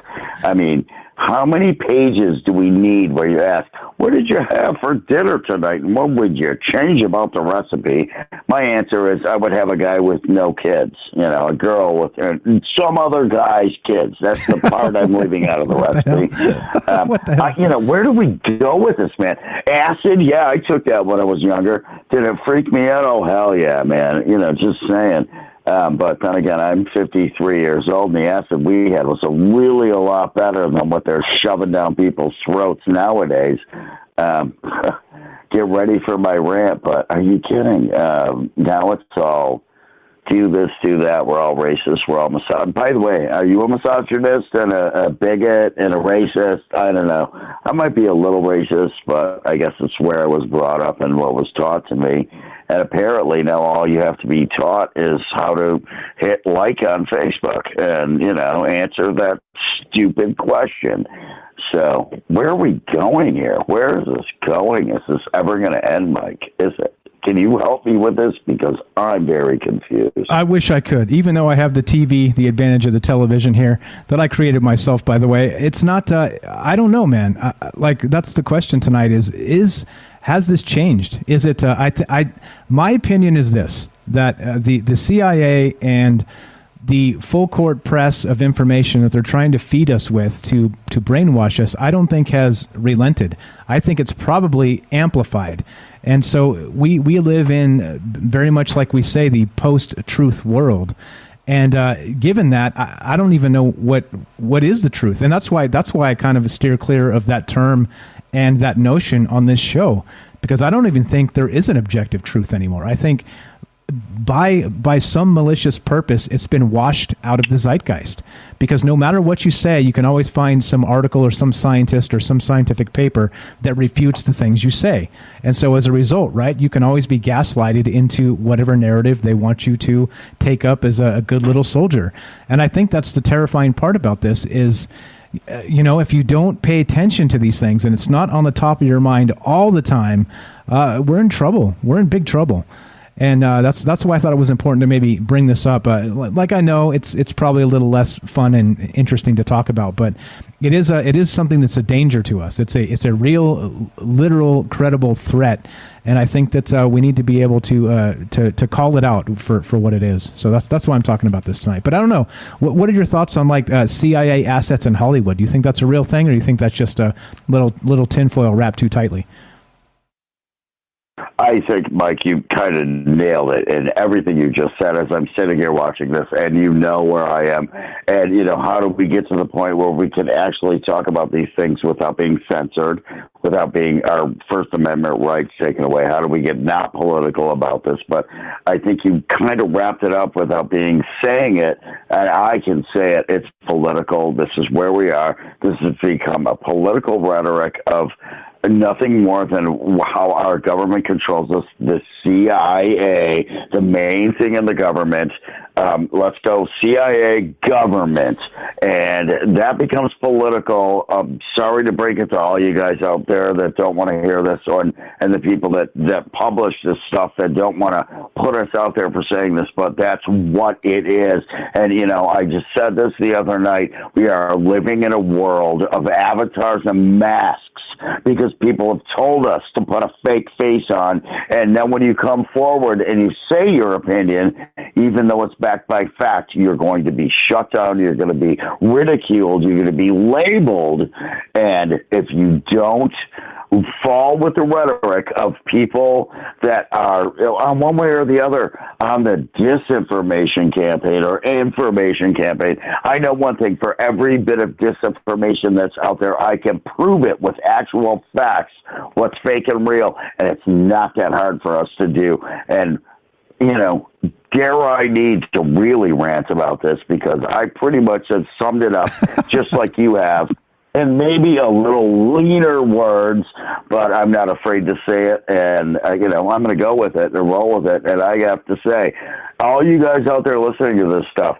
this guy is right on path with it. He's trying to be cool, and here we are, and there has to be somebody out there that actually hears this and believes it, because it's the truth. And when did we get to the truth? Are we ever going to get there, Mike? And you said it. It's getting worse now, and it's all political. That's not my view, by the way. I always say it's my opinion because I have to, so I don't get shut down. Well, this is the truth. It's not my opinion. It's the truth. And Mike, I think, will agree with me on that to a degree, because, it's what it is, guys. Post-truth world, baby. It's a post-truth world. I appreciate the call, my friend. This is everybody follow Paul, the New Hampshire UFO Hunter. New Hampshire UFO Hunter on YouTube. He's got some pretty fascinating YouTube videos of UFOs, so go check him out. I appreciate the call, Paul. Anything else while we got you on tonight? No, guys, I just want to say, again, wake up. Are you part of the woke crowd or part of the people that are waking up? And I think anybody that's on this show is part of the people that are waking up, Again, like Mike said, check me out on YouTube and Facebook. I got some pretty good UFO footage, and I've been doing this for a while, and that's why I like Mike. And right back at you, Mike, you guys are awesome. Love what you're doing, as usual. Appreciate it, my man. Always a pleasure. Thanks, Paul. Paul from New Hampshire. Have a great night. Thanks for the call. There you go. Simple as that, guys. If you want to be part of the show, dial the number. And as you see, I'll be nice to you. 702-957-1037. That's 702-957-1037. We have a couple minutes for you in case you want to squeeze in here and get your thought into the show. It is the CIA, right? Like, this is the CIA. This is the world we live in, that post-truth world of the information war, of the battle over the gray matter inside of our head. That's really what this is about. And like I said, if I know it's a little slow paced, and we don't have any aliens to talk about tonight, and so some people tune out, some people check out. But I think this is probably more important than that other discussion, because it's real. It is a clear and present danger to people that think they know what's going on in the world, and they have no freaking idea. They have no idea at all. And unfortunately, like I said, this is not the truth show. This is not the answer show. This is the question show. And so we're going to keep asking these questions. And, if this is what the CIA wants, if this is what our taxpayer dollars gets us, disinformation campaigns aimed right back at us to make us really further a political agenda, like Paul was saying there, I don't like it. Like I've always said, this is... It pisses me off quite a lot that that these campaigns are being used against us to brainwash us and make us believe things that aren't true. Yeah. So anyway, that's what the show's about. It's about asking these questions and trying to keep them on the top of our minds so that we don't fall for it. It's easy to fall for it, right? Like I got caught up there in some political rhetoric for a little while, and I was mean to my family and stuff, and I was like, what the hell am I doing? Like this stuff is dumb. These are not our talking points. These are their talking points, right? This has nothing to do with general people and elevating them through legislation or politics in any manner. It's basically a fabricated argument based on false premises on either side. It's awful, and so that's why I want to point it out. I want to talk about it, and yeah. So as we finish this up, you guys know the drill. We got a third hour of Trouble Minds coming up. If you're listening on Facebook, DLive, YouTube, or Periscope, or the podcast feed, if you're listening to us on the Fringe FM, stay tuned for Joe Roop Lighting the Void. And as we finish, right? Don't give up. Continue thinking outside the box. Don't get gaslighted by people that are trying to tell you this is the political truth, and because of it, that's the world needs to follow. No, these are not the truths of the world. They are not. They are concocted BS to make us believe a bunch of stuff that is not the truth. And so, unfortunately, well, that's what we talk about on this show. But yeah, we're done. So as you know, this show goes Monday, Tuesday, Wednesday, Thursday, 7 p.m. Pacific. So Thursday is the end of the week for us. We will be on tomorrow, Friday, at about 3 p.m. Pacific on Twitch if you want to come join Troubled Minds News. And also, don't forget this weekend, we'll be on Saturday with the Joe Roop, the Fringe-a-thon, the 24-hour stream or until Joe drops, that will start at 1 a.m. Friday night. Sorry, Saturday morning, 1 a.m. Friday night, just after midnight on Friday, right after the Secret Teachings with Ryan Gable. So, all right, as we finish this up, like I said, thanks for listening. I appreciate it. So, sorry, no aliens tonight, but, well, we'll get back to that, of course. And, yeah, be sure, be strong, be true. Thank you for listening. From our Troubled Minds to yours, have a great night.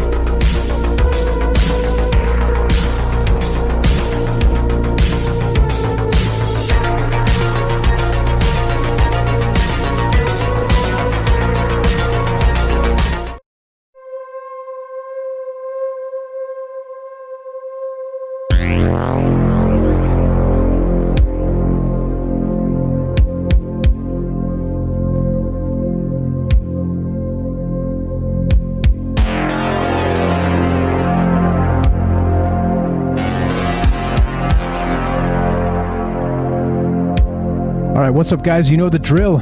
We're going to do the third hour of Troubled Minds, and we're going to take your phone calls. What do you think about this? What do you think about Ashton Kutcher as a CIA asset? What do you think about all the rest of Hollywood? What do you think about the post-truth world that we live in, and do you think that's intentional? There's still a lot of really big questions here. And, of course, if you look back into the known shenanigans of the CIA, it stands to reason that known or unknown shenanigans are continuing to happen. So that's what's on my mind tonight, and I want to make sure that we keep it on top of our minds as a community, as a concerned citizen that wants to see a better future for all people. And I don't think that, well, feeding us misinformation with our own tax money is the way to get that done.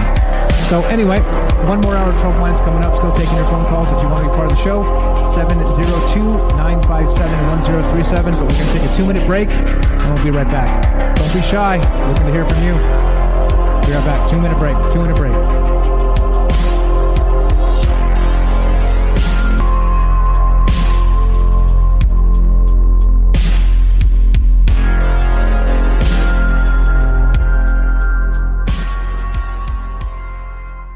right, welcome back to Troubled Minds. This is the third hour. This is when things get weird. Well, at least weird enough that we can be a little bit more, less professional, let's say. I'm not trying to go into instantly dropping F-bombs or anything, but hell, if I wanted to, I could. How about that? All right, so as we continue, we're talking about the CIA tonight. We're talking about this post-truth world. We're talking about what Alex Jones has dubbed the information wars, as he called his show InfoWars. And what does this mean to you? Like I said, do you think this kind of conversation needs to happen from time to time, or are you bored? Are you not entertained, as Russell Crowe said in the Gladiator? And like I said, it's okay. I understand all the shows can't be spitting hot alien fire. Sometimes it's kind of important to back up and look around and see what's really happening in front of us and be able to remind ourselves that there's a danger out there. And the danger is that we have, unfortunately, government entities that are using our own tax money against us to fool us, to brainwash us, to make us consider things that are just not true. And I don't like it. I just don't like it. So I think it's worth talking about. I think it's worth thinking about. Otherwise, we wouldn't be doing it tonight. So anyway, Thirsty Thursday. Cheers to you out there. I've got a little bit of whiskey here. And that's what we're doing tonight. Just kicking it, hanging out, and there we go. All right, so that's the deal. What's up, Coffee McQueen? I see you there on D-Live, slowly waking up. What's up, my man? Welcome to the stream. Okay, all right, so let's do it. I got more CIA stories. I'm going to read some more of this because it's literally endless, and so it depends on how dark you want to go and how deep you want to go down these rabbit holes, right? But I'm gonna try and keep it just a little bit, a little more on the less dark side. That's what I'm trying to do tonight. So anyway, I'd love to hear from you guys if you want to be part of this conversation. What is your take on this? We started with Ashton Kutcher being a possible CIA asset and kind of giving a shout out to on social media to the CIA for keeping us safe through the the guise of security, national security, right? It's always about national security, is it not? What's up, Mike D? I see you there on D-Live. Thanks for showing up. What's up? There it is. Chili Bunny. Great content as always. Thank you. That's very nice. Okay, but looking to hear from you guys. Midnight Chicken Nugget Munchies. Yeah, all right. Yeah, give me an order of those, please, with, how about some sweet and sour? Oh, yum. Okay, so, yum, the Jib Nugs, they're called, right? Jib Nugs? All right, anyway, I'm just kidding. All right, I mean, I'm kind of not, but I kind of am. But all right, let's go. More CIA stuff to talk about, more stories. But as always, love to hear from you. You guys know where to find the phone number, and I'm going to keep putting it up on the stream here. But okay, right, so was Chuck Barris a CIA asset, right? We talked about that. Thank you, Robert, for the link there. Who else did I miss? This is a social stream now. We don't have to be so ridiculous, and with the pace, we can slow down a little bit, take our time. What's up? Michael is out there. What's up? Robert says, yep, Paperclip allowed the Third Reich to keep alive. So over the decades, those Nazis are burrowed deep into our government agencies. And now their progeny have taken over everything. And there you go, right? What could go wrong by taking a bunch of eugenicists, right, into the government, into the high places of government, right? Yeah, that's sick. What's up, Michael? CIA and mind control? Exactly right. Who else? What's up, Sherry? Thanks for showing up tonight. Michael says Nancy Pelosi looks like Skeletor. Well, yeah. Sometimes you got to call a spade, you know what I'm saying? It is what it is. What's up, Diane? How you doing? Thanks for showing up. Who else is out there? Robert says Space Ghost was a spook. Well, probably not that kind of spook. What's up, guys? All right. Who did I miss? Out there? Doombot, Chili Bunny. All right, guys. I see you out there. Okay, let's keep on trucking with some of these CIA stories. All right. Now we talked about Stargate, right? Stargate Project Stargate, Bay of Pigs, Operation Midnight Climax, which somebody said sounded like a '70s porno, which it kind of does, doesn't it? How about this one? These are ones you may or may not have heard of. How about Operation Phoenix? Here we go. Again, straight from this article from Infirmary.com, famous CIA operations. Here we go. What's up, guys? I see you out there. Mike D. Nancy looks like the Crypt Keeper from Tales from the Crypt. Just saying. Well, she's not the only one, though. Mitch McConnell looks like, it looks, well, anyway. Yeah. Oh, you want some F-bombs? No F-bombs. We're not going to do frivolous F-bombs. We're going to F-bomb for a reason over here. All right? No, I'm just kidding. All right, so let's see. Nathalie says, when are you on Saturday so I can watch for it? So I'll be on Saturday at the same time. So we'll do Saturday at 7 p.m. Pacific. And so we'll be on YouTube and all the rest of the stuff like we always do. And Joe Roop will be with us. So I think Joe's going to stay up all night and be part of the whole deal. Like, it's kind of his deal to like stay awake. Like, that's the whole gimmick. So he's going to be in and out, weaving in and out of our shows as the rest of the fringe hosts do their take a chunk here or there. So you may see me on Friday night when he starts as well, like about 1 in the morning, 2 in the morning. I'm usually awake, so I told him I'd hop in and help him get it started and kick it and stuff. So that's what's going on. So I will I know it's up late for a lot of folks, but some of the folks maybe in the UK it'll be in the morning. So I will when I do go live, I'll post it in the Discord. So if you haven't actually joined the Discord yet, well, like I said, like I always say, you're missing out. TroubledMinds.org, click the Discord link. All right, so Operation Phoenix we'll get to in just a second because, well, we've got Beechwood on the line. See, Beechwood knows. He's like, damn it, nobody's calling, so Mike can't sip the whiskey, and he's not even going to have a buzz by the end of the show. And yeah, well, there we go. So we're going to go to Beechwood, and looks like we got Sam just after that. I appreciate the calls, guys. Beechwood, welcome back. What's on your mind, my friend? I'm back. I'm still thinking about the CIA. I think you can relate it to like every topic ever. Like, I'm surprised people don't mention it on like every show. They're elusive. And when you look at like the history of the CIA, like the famous CIA, KGB, and like Hollywood glorifies it, the spy game, and they got all the cool gadgets and stuff. But there could be people that were in the CIA like their whole lives and nobody ever knew. And that's the way that it stayed. Like, where's the stockpile of information?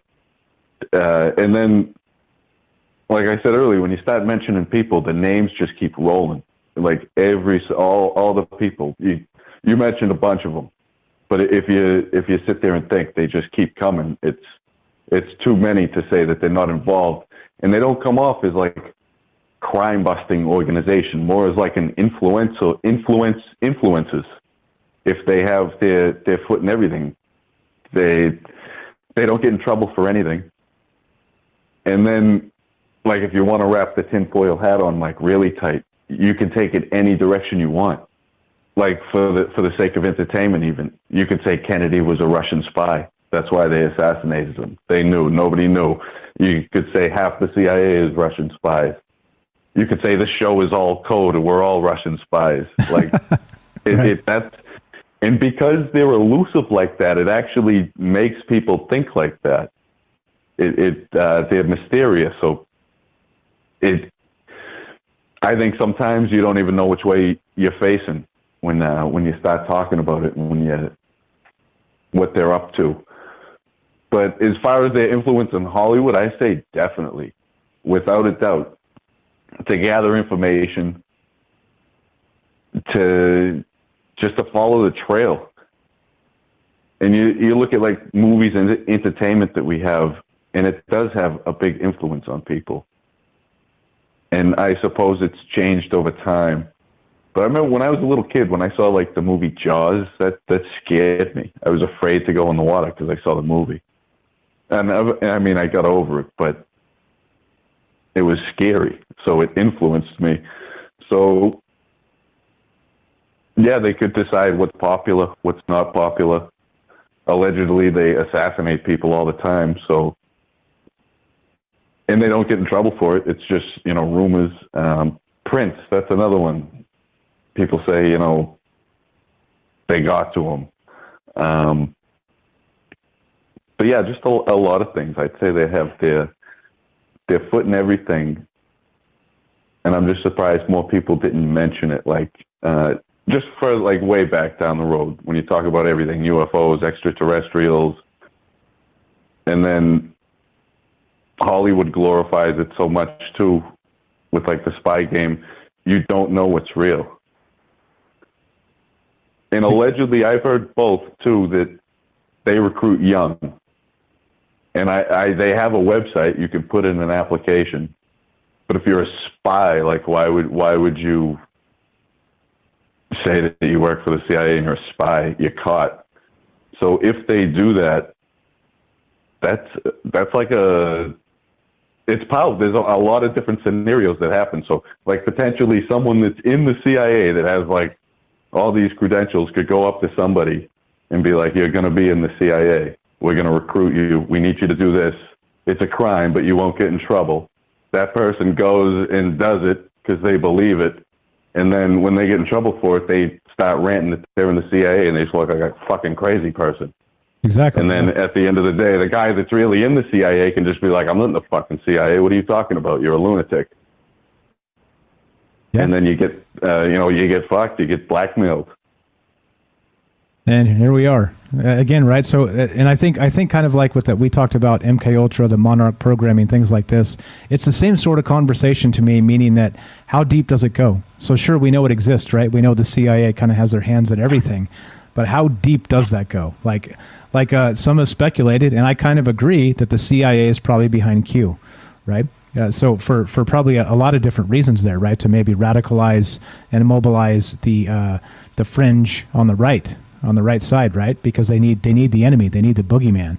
So even if they didn't maybe concoct Q or the 17th letter, let's say, so we don't get flagged here, but if they didn't create it, they definitely, I'm pretty sure, helped boost it and get it to the point, and they used it for the purposes they needed, right? And that's the type of stuff. It's like, really? Like this is what our tax money is going to for them to set us up. And, it's not okay. This is not, again, right? Like so much of this is just not okay that part of the upside down, people don't give a shit, right? They're more excited about the baseball game or the football game or the soccer game than they are passionate about shit like this, you know? It's embarrassing. It's an embarrassing culture we live in because it is truly the upside down, right? Yeah, it can be. I mean, sometimes it can be frustrating. I still have, the world of Beechwood, which exists in society. It's only me, but, I make it the best I can. But yeah, you're right. All that stuff is true. But, this show, I like Night Stalker calls all the time. He always says good stuff. But he'll understand what I'm going to ask right now when he was saying about, like someone's persona. And, like, you can steal that and use that. And I always wonder that, like, where our consciousness comes from. Like, there's different people. Some people are just charismatic. Like, they just have an appeal to them, like an aura to them. There's something about them. And I wonder, like, where that comes from and why that is. And, you see it in Hollywood a lot. You see someone like Elvis, someone like Johnny Cash. People say it all the time. There's just something about him. He could read anything, and it's just gold. But yeah, I don't know. That was it. I just thought it was a good show, and I think, like, when you do research and think about stuff like this, I think you should always keep, like, the CIA on the back burner as to a direction to face, and just do research. Agreed, and consider that they may be behind all the things that we're thinking, right? Like, you think it's an original thought, but it's not. It's been fed into your brain by this huge mass media complex that's run basically by the CIA. Yeah, I'm with you, man. That's it. We'll keep doing it. We'll keep punching. We'll keep looking in the right direction, I hope. We got calls behind you, so we got to run. So final thought, what we got you on, my man? Oh, nothing much. That was really just it. I just wanted to say that, I don't think I think you can relate it to every other show. Well, not every other show, but I think it was a great topic. Like, it shouldn't be, pushed off. And I'm going to be, like, it's one of the ones I didn't want to mention it. I've always wanted to mention it and bring up, like, a CIA show, but I didn't, like, I don't know. You know how they watch everything. And how they're watching us now. We just got added to another list tonight. No, I think it was awesome. And I think it's awesome people are calling, so I want to hear what they say. Right on. But right on. Yeah, great show. Thanks for having me on, and enjoy your whiskey, my friend. Appreciate it, brother. Thank you so much. That's Beechwood from Massachusetts. Thanks for the call. We'll talk to you soon. Have a great weekend. Don't forget to come join us Friday night late and also Saturday at 7 for more Troubled Minds this week. We got bonus time. So we got let's go to Sam in Florida, and then I see you there, Axel. We'll go to you right after. Okay, Sam in Florida. You're on the show with Mike. How are you, my friend? Hey, Mike. Doing good. How you doing? I'm doing pretty well. Just thinking about terrifying stuff, like we do on Troubled Minds. What do you think about the CIA stuff? Hey, yeah. Well, here's with my 26 years of being a law enforcement and retired from it, here's my opinion, or what I see. The more outlandish, the better for plausible deniability. So when y'all talk about Chuck Barris and Ashton Kutcher and stuff like that, believe me, that's exactly what the CIA is going to do, is do something that they're going to be able to say, no, it's not real. So, and Hollywood is definitely used to disseminate information and to influence our nation. I think that there's probably more people in bed with the CIA than you could even begin to think, because that's what they do. That's what their job is. It's not supposed to be on our own nation's soil, but they do. Look at the media. The media is totally in bed with CIA. John Brennan, look, he was former head of CIA. What does he do now? He's a talking head on CNN. One of the news agents. Yes, he is. CNN, yeah. Yep. You don't think he isn't spreading disinformation? Hell yeah, he is. Or what about Mike Pompeo? Yeah. Former head of the CIA. He's all over Fox News and CNN.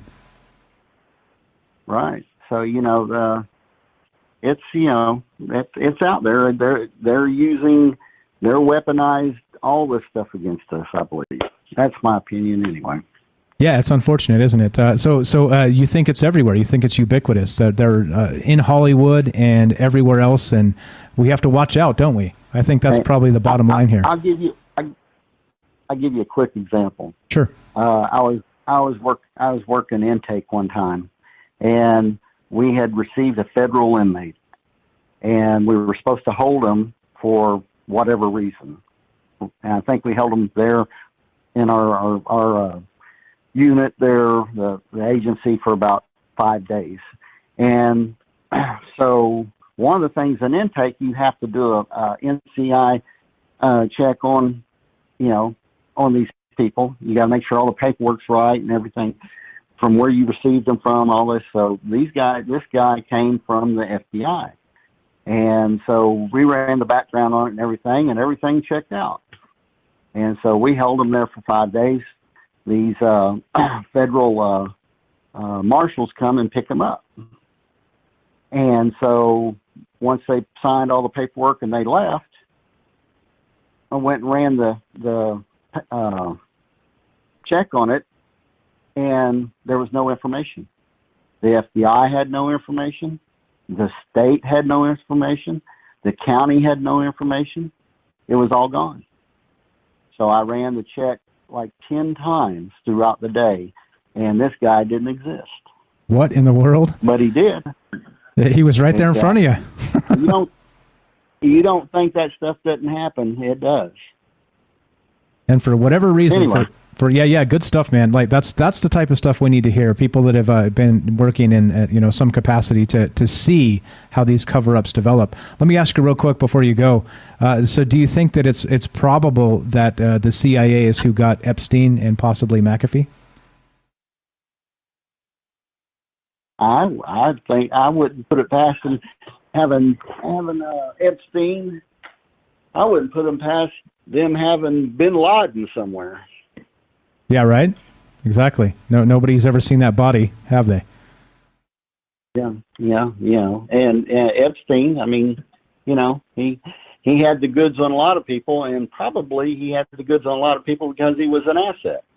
Exactly. We've talked about this in the past. If you think back to the FBI and J. Edgar Hoover. J. Edgar Hoover had the goods on so many people that's why he stayed in his office for the number of years, the 20s all the way up to the 60s or 70s. Yep. Because he had dirt on presidents. So, they couldn't get him out. Yeah. Exactly. He had the dirt on everybody. Yep. So.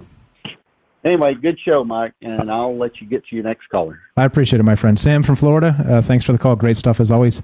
There you go, guys. If you want to be part of the show, simple as that. I'll be nice to you. We're just having a conversation here, considering the CIA and all the things that they're into, right? Is it just Hollywood? Is it just disinformation propaganda? Is it more than that? 702-957-1037. Let's go to Axel on Discord. Axel Steele, welcome to the show. How are you, my friend? Oh, sorry. Hold on. That's all right. No sweat. Okay. I'm on the... am I gone? Am I here? You're here. You're still here. Okay. Oh, okay. You know what? I wanted to take this back and let's figure out if Ashton Kutcher is working with the CIA or not. Okay, how? Well, there is something suspicious going on with him. He certainly has connections with other people that work for the CIA. Did you know that him and Demi Moore started an anti-child trafficking NGO back in like 2012? I did not. Yep, it's called Thorn. It seems to mostly exist as a way to, well, the only thing I could figure out it actually does is give like surveillance equipment to law enforcement organizations for free, like facial recognition software and stuff like that. Of course. And of course. And they do seem to be all like very close. Like they seem to work very closely with like federal law enforcement. Your listeners can't see this, but I'm putting my glasses on the edge of my nose and looking over the rims at you when I say it's a child trafficking NGO that works closely with federal law enforcement. Right. But right. I got you. it also, but it does have some interesting board members. I thought maybe I would talk briefly about two of them. Sure. One of them is a guy by the name of Joe Lonsdale, who is one of the co-founders of Palantir, the CIA-funded data harvesting company that was created in about 2012, that for the first 3 years of its existence, all its funding and its only client was the CIA. So he's on the board of directors of this organization. He was accused by his then girlfriend in 2015 of sexual assault, amongst other things, that all seems quite seedy in a civil lawsuit, although that civil lawsuit went away a couple years later. It's a little unclear what happened, but this is a guy that at least has faced serious accusations of sexual impropriety in the past. So one might question what he's doing on a anti-child trafficking board, but let's not worry about that. So that guy right, but he clearly works for the CIA, or at least did. I mean, he is the co-founder of a huge corporation that the CIA was its only client for years. It was largely funded by CIA money, as a way to get around their restriction on doing data harvesting in the United States directly. So that's a guy that's on the board of directors of a company he founded. The other guy that I think is more somewhat sinister and interesting is this guy by the name of Aaron Allen. Now, no one's probably heard of him. There's this other NGO that basically is funded directly by the Justice Department. It's called the National Board to Stop Child Trafficking or something like that. It's been around since the mid 80s. It's like the NGO that runs the Amber Alerts. Really? And that kind of thing. Yep. His name's Aaron Allen. He was the CEO of that NGO for 25 years. It was founded in the mid 80s during the Reagan administration. Now, the thing that makes him sort of interesting, well, once again, looking over my glasses, I say there's this Department of Justice funded NGO that is supposed to stop child trafficking. But I don't know if have you ever heard of the Ducot scandal in Belgium? No, doesn't ring a bell. Okay, so the 30-second version, is in the mid 90s. It was this giant child sex trafficking scandal. Also involved child murder. You can just Wikipedia it. It's DOU. I remember. COUX. I remember. Yeah. You rung the bell. I got it. Yeah. It basically implicated every single important person in Belgian politics, and Belgian politics still hasn't recovered from it. However, our friend Aaron Allen, he was invited by then Prime Minister of Belgium, to set up a branch of his stateside NGO in Belgium. I don't have the quote in front of me because I'm not at my computer right now. But basically, she quoted as being like, he has been so successful in the United States, we want him to set something up like this here to help us. And there is this other organization, it's like the International Board of Stopping Child Trafficking, which he did set up. Now, I can't say what the domestic NGO does, but I will tell you that the NGO that they set up in Belgium basically existed so that all the complaints directed at Belgian politicians about child sex trafficking could go in the trash can and make sure that no one of any importance in Belgian politics went down for anything, which is what ended up happening. Like a handful of like low-level pimps went to jail. A bunch more people mysteriously died, but no important politician who was implicated went to jail. So I'm just saying, I think maybe she did in fact hire him for all the success that he had in the United States and did want him to replicate that over in Belgium. with basically the cover-up front organization that's taking the investigations of the child sex trafficking per se and putting them inside of this, the memory hole. Yeah, it's so strange how we don't have like a national board for coordinating murder investigations, but we do have one for coordinating child trafficking. It's almost like it's good. If you think child trafficking is going on, there's someone else you can call that will decide whether or not they're going to do anything about it. But so this guy, this Aaron Allen guy, he's also on the board of Aaron Kutcher's NGO. The other thing I wanted to really briefly say about him is that if you remember when Backpage got shut down in I think 2016, 2017, it was this thing being run by Village Voice Media that basically existed as a clearinghouse for like sex workers to sell ads. But there always have been problems with it where like, I think at one point, like 70% of the human trafficking cases turned out to be, like in sex trafficking, turned out to be people like whose services were being sold on Backpage. And the thing about Backpage was that the feds, including this Aaron Allen guy, protected them for years where, there's documents where like when they finally did get charged, the lawyers for Backpage were like, the National Board of Trafficking, Allen's NGO, they've been huge allies of ours. We've been working with them. And I believe it. But the thing about it is that they didn't get shut down by the feds. What happened was that eventually California and Texas got sick of Backpage enough that they filed charges against them in state court. And so you didn't have these federal NGOs running interference for them anymore, and they got shut down. The actual owners of it ended up going down for like tax evasion or something. But yeah, this guy was basically seems to have been running cover for Backpage for like years in the teens. So the answer is, does Aaron Kutcher have connections with people who work for the CIA? Yes. Does he have a very suspicious NGO that seems to be up in its neck with people who have covered up government-involved child trafficking in the past? Also, yes. So people can do their own math. Oh, the other thing, real quick, last thing.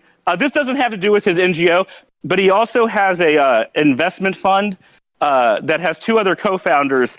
One of which is this guy by the name of I have this written down, so I want to be not totally inaccurate. Ronald Burkle, who's this big Silicon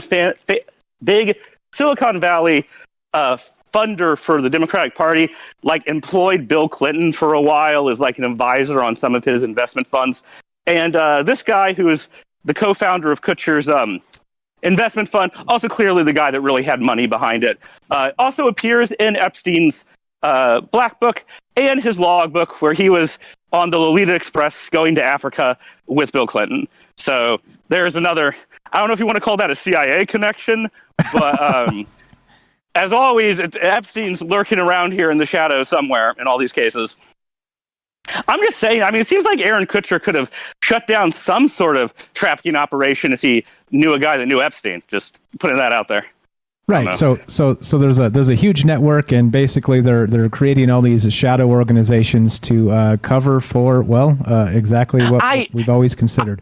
Well, I'm saying that I'm speculating. I don't know that to be true. Yeah, I'm not making any accusations against anyone, but I'm just saying that it doesn't seem like any of the. I never hear about these places ever shutting down any trafficking operations. That's all I'll say. Okay, all right. So I'll retract that as well. I'm not going to accuse these people. I don't know either, but it does seem suspicious that a lot of the folks that they're kind of in partnerships with have some pretty sketchy ties. I think we could leave it at that. Yeah, that's probably about right. Yeah, so I figured I'd call in and tell you what I knew about this little corner of Hollywood perverts. Appreciate that. So how deep does it go then, you think? I really don't want to. I mean, it's hard. I think I don't know if I've said this on the show before.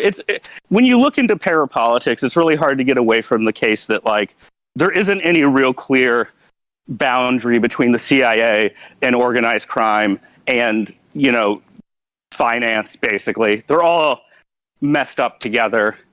Also, Aaron Kutcher started his career modeling for Abercrombie and Fitch, which is also owned by the Victoria's Secret guy, who, of course, is the guy that signed over his power of attorney to Epstein and gave him all his money. So you got a connection there too. Like his sort of entertainment career started working for the Victoria's Secret Ohio weirdo.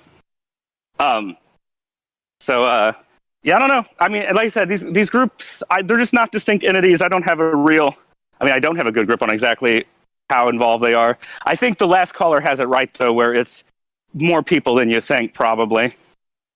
Which doesn't surprise me a single bit. So we're going to take this stance we're going to take a quote from Hillary Clinton and say, just because there's smoke doesn't mean there's fire. Come on, guys. Get a grip. Yeah. All right, fair enough. Smoke, no fire. All right, it goes deep, man. This is a deep conversation. And again, I think you're right. You have to be a little bit careful because one, just because you have some slimy connections doesn't necessarily mean you're that guy. Maybe they're taking advantage of him because of his money. Maybe he's being blackmailed. Maybe he's not involved at all. Right. Who knows? Like there's a whole lot of what ifs in between there. So it is difficult to be able to point fingers and say, well, this guy did this. Well, let's see some evidence first. But yeah. Well, he knows him well enough that according to him, he's like, in the tweet or whatever, he was like, I spent a day picking the brain of a CIA guy. So, I mean, he knows people that knows them well enough that he's like hanging out with them. I mean, I have like a third degree connection with someone who works with the CIA, but like, I don't hang out with people who work for the CIA during the afternoon all day. or get exclusive access to picking their brain. Yeah. Yeah. About child trafficking, presumably. Although to be fair, they would be who you'd want to ask if you wanted to know about it. So I guess they got that going for them. That's true. That is true. All right. Good stuff. Anything else while we got you on, my man? No, that was it. Good show, Mike. I'll talk to you later. Thank you very much. Appreciate it. That's Axel Steele. He's the Dungeon Master. If you guys didn't catch our role-playing extravaganza, he's the guy. He's the Dungeon Master that set it up. And I do recommend you guys check that out. It's on the YouTube channel. And Ash and I play the roles of some investigators that are on the trail of a murder and a suspicious something or other. So I won't spoil it for you, but part 1 is up on YouTube if you want to check it out. That's Axel Steele. He's our Dungeon Master.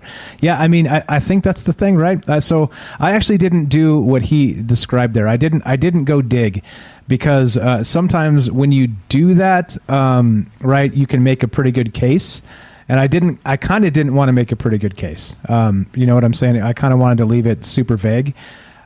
Because who knows? Again, like I said, I still believe in the right to due process. So there's that, right? And again, we're just speculating. I'm just an idiot on the microphone or on the internet with a microphone, right? Knucklehead, that's me. Knucklehead number 1. So this stuff, it is a little bit creepy, right? Like how deep some of the intelligence ties go, and what this means, right? What it means for like a larger. Kind of a larger scope of just everything else, from propaganda to these weird maybe shadow factions of these who knows anyway. What's up, Tam Bam? What's up? I see you on Facebook. Thanks for showing up. I copy you. I see the frustration there. I get it. What's up, Sherry? Says the brain on this guy. Yeah, right. Axel's on the ball. Axel's on the ball. When I'll be honest with it, when he first came on and started talking about this stuff, I was like, is he just making this shit up? But the more I talk to Axel, the more I'm like, oh yeah, the guy seems to know some things. So yeah, definitely. So there you go, Axel. I admitted it when I first met you. I thought you may have been full of shit. I have changed my mind. All right, let's go. We're still talking about the CIA, guys. We're talking about again how deep this goes into the propaganda and the rest of this stuff, and what does it mean? What does it mean for you, and what does it mean for the future? Like I said, we've reformed our ways, right? As people, we turned the corner. We don't need weapons to defend ourselves because, well, it is what it is. We were evolved, enlightened citizens, and violence is just grotesque in this day and age, right? Well, right. Then why does the government need guns? I ask. Okay, there's more. Here's some other stuff. This is from listverse.com. Here's a list of 10 dirty secret CIA operations. So, yep, if you wanted it, you got it. This is a CIA show talking about all kinds of weirdness, and that's what we're doing tonight. So, again, as always, I'm going to go through just a few of some of this weird stuff. I was reading through a bunch of this, and you'd be surprised. You'd be surprised at how deep some of this CIA stuff goes. CIA. And I'm going to read this because this is kind of in line with what Axel was describing here. I have no idea why my chat client just completely logged out. But okay, here we go. Whatever. I still got... So if you guys are on Periscope or DLive, I'm not going to be able to read your chat. I can only see Facebook and YouTube right now. So anyway, there's only a little bit left of the show anyway. So all right, let's go to this. Right now, this is from Listverse again. Top 10 dirty secret CIA operations. Let's go to this one. This one is interesting because, well, it is related to what Axel was talking about there. This is number 8. CIA produced pornography. Oh, yep, that's right. President Sukarno ruled Indonesia from 1959 until 1966, when he was deposed by Suharto, one of his generals. Sukarno had been deemed pro-communist by the CIA, which meant there would inevitably be an attempt to oust him or at least make him look bad. But the plot they actually came up with was truly laughable. Yep, the CIA produced a porno film starring a Sukarno lookalike titled Happy Days for distribution in Indonesia. Not that the culture generally frowns upon such things, but the CIA understood it, being tricked, deceived, or otherwise outsmarted by one of the creatures God has provided for man's pleasure cannot be condoned in Indonesian culture. Of course, anyway, I won't elaborate. You can fill in the blank there. What we were saying was that a woman had gotten the better of Sukarno. The film went as far as production, and stills were made, but for some reason, perhaps common sense, it was never deployed. Bizarrely enough, this idea resurfaced shortly before the Second Gulf War, when the CIA suggested that a fake gay porno featuring Saddam Hussein or Osama bin Laden be produced in order to discredit these men in the eyes of their followers. This went nowhere, at least one official claiming that nobody would care. Quote, trying to mount such a campaign would show a total misunderstanding of the target. We always mistake our own taboos as universal when in fact they are just our taboos. Yep, right there. You got it. Crazy stuff, right? Right there. And who's got the idea, right? Like, oh, we're the CIA. I know. Here's what we're going to do. We're going to create some pornography, right? That seems... well, convenient, doesn't it? I don't know. This is again, right? How deep does this go? Like I said, it's probably not a rabbit hole you want to chase to the conclusion, because the conclusion for you is probably not a good thing. Like as we found out, if you poke around too deep in Hollywood and things like this, very much like somebody mentioned Corey Feldman in the I think that was Matt that said Corey Feldman. It's a shock he's still alive. Like what's going on with this, right? Like they've said that some of the largest, biggest names in Hollywood are involved in these child sex type things. So I don't know. Anyway, so we're going to keep on going here. There's more to talk about. As always, there's an unbelievable number of shady stuff the CIA has done, and I've got lists to talk about this for 10 hours.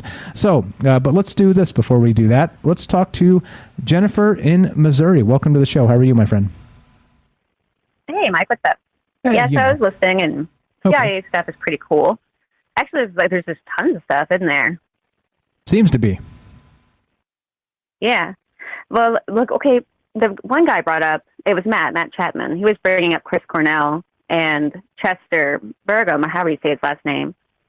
And I mean, there's that whole thing that they were researching the child trafficking thing, which is kind of off. I mean, we were just chatting in the chat room, but I think it's weird about Ashton Kutcher because he actually had he was promoting this, like the last caller mentioned, promoting this huge in-depth research about trying to break the whole child trafficking thing and doing a lot of research about it. So I don't think he was, why would you be trying to break it and be so impassioned about it at the same time being involved in it? So I don't think he is involved in anything like that. And I don't think that everybody in Hollywood are, a bunch of diddlers or anything like that. I mean, I'm not sure. I don't think so.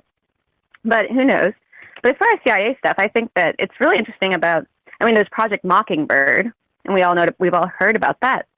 And, where the CIA was trying to influence what society thought through the media and different news stories. And they were brought up in front of Congress and the House of Representatives and everything having to talk about that and admitted it.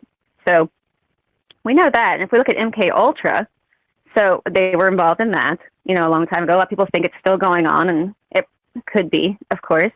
But of course, if they were doing that, and we think a lot of Hollywood stars are MK Ultra, then it would completely tie into the Mockingbird thing, that they're trying to influence how they view the world and what they think about. And of course, they would use Hollywood. I mean, Hollywood only came around like right after World War II. So a lot of, people who were the first big stars and names in Hollywood came around in I think it was like the 40s. And so about the same time, it wasn't much longer after that you start hearing about Mockingbird and all of that. So I think that they are definitely in Hollywood. And some people even think that, and I don't think it's necessarily true, but that a lot of, you have to go into that whole MK Ultra stuff. But I mean, a lot of people have covered that and talked about it. But there's also Project Alice with the CIA, which is like this thing about an Alice in Wonderland type of programming where you tell society a lot of different information. So they become confused and disoriented, and it breaks them down. They become exhausted from all the different information they're hearing, and a lot of information very conflicting. So their world kind of turns upside down, and they're easier to manipulate that way because they don't know any longer what's real and what's not. So you have that too. And with Hollywood, with Hollywood films, we see a lot of stuff involving, they know things that they shouldn't, like they kind of predictive programming, that idea. So, and there are supposedly whole towns around the United States that have been nothing but CIA. And I've heard stories about that, wherein a person may be traveling along and come into a town where everyone in that town might be CIA. So that's really strange too. And the houses, they flip over and they really don't, it's all kept within that whole vicinity. So yeah, it's beyond conspiracy because it's all fact, with these different things, with the towns that are actually CIA towns, small towns, where everyone is working that way. And so it's just all kinds of odd with CIA stuff. But of course, too, a lot of people think that's an international alphabet. It's one of the agencies that deal on international affairs. So that's why people bring up the child trafficking thing and think there might be a connection. But literally the child trafficking thing is like a whole nother big, huge thing that has been talked about. And I think that it's just so dark that, but yeah, I remember Ashton Kutcher and the Demi Moore thing. Demi was involved in, it doesn't matter, but she was involved in all kinds of strange stuff too. But yeah. Yeah, well, don't we all have shadow organizations, right? Whatever.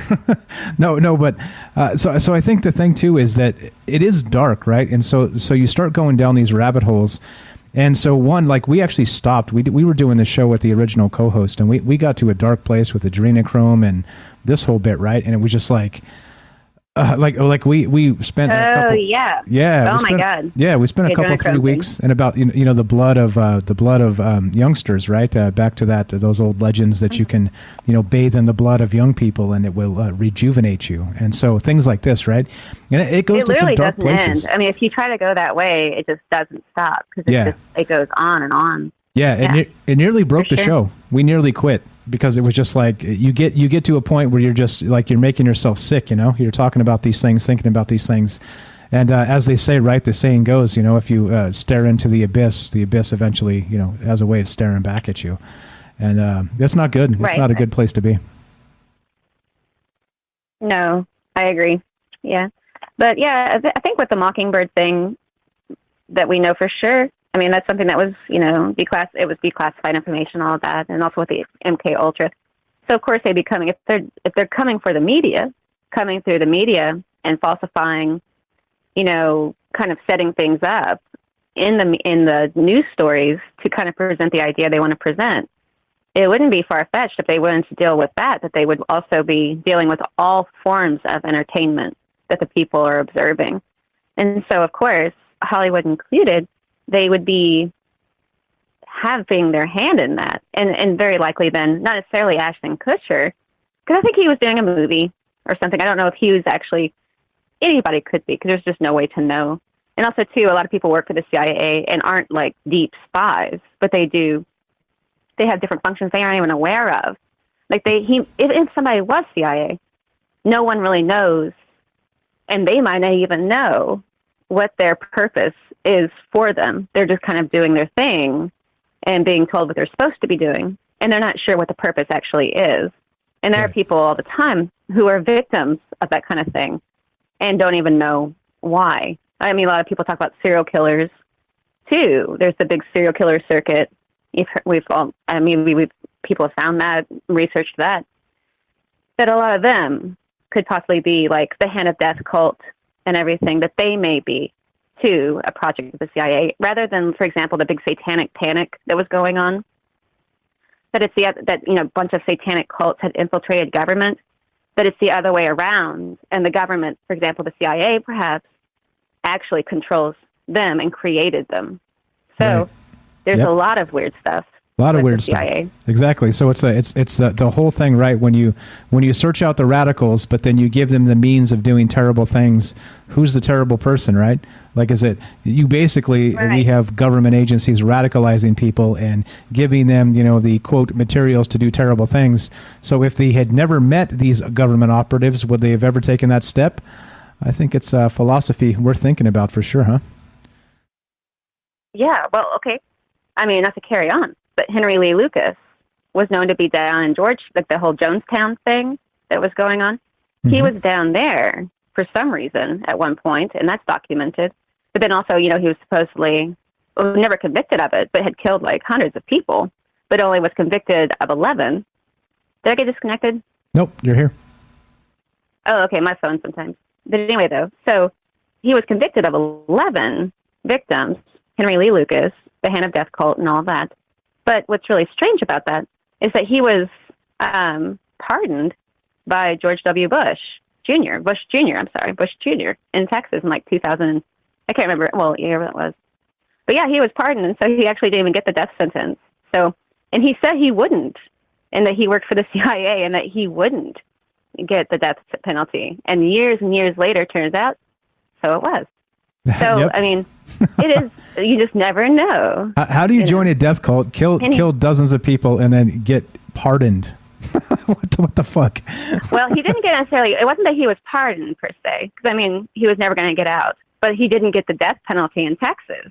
Oh, I see. And he was like one of the only ones, I think he was the only one that George Bush Jr. pardoned from the death sentence that year, because he only picks like the president there or the governor or whatever will only pick so many to pardon. I think Trump pardoned like a few as well, or like several, if I remember right. But no, just it was weird about Henry Lee Lucas. But he claimed too that the Hand of Death cult, was thousands and thousands of people around the United States at that point in time, which was like in the 80s. That they were all over the United States, and he didn't say this, but I think it was what was that guy's name? Max Call, who wrote the Hand of Death cult book about Henry Lee Lucas. He said that it's the other way around, that the satanic cults aren't infiltrating the government. The government, possibly the CIA, it's a project, it's a secret project of theirs, and they own these satanic cults that are going around doing all this strange, crazy stuff. Because, I mean, the drug thing, too, all the big stuff about the drug trafficking. And, I mean, it goes on and on with, with all of it. So, Yeah, but there's no doubt that Hollywood's tainted with it. It's deep and terrible, and I think that's the problem, right? Is you can follow it down like Beechwood was saying. You could literally probably link the CIA to every show we've ever done in some way, and that's the scary part, super right? Fascinating, not always completely dark, right? It's not the adrenochrome thing, though. Oh my God, yeah, you can't really touch that without just being within a couple of hours, just being like, oh my, right? Oh my goodness. Yeah. So, and then you don't stop, though. You keep going and going and going because you think you're going to help these poor kids somehow if you just keep learning more about it. But all you end up doing is just like really frustrating yourself, essentially. And possibly traumatizing yourself. Yeah. Yeah. It's not good. It's not good. Yeah. Yeah. And here we are. Here we are. Anyway. Okay. Here we are doing this. There we are, talking about crazy shit on the internet. Well, that's what we do.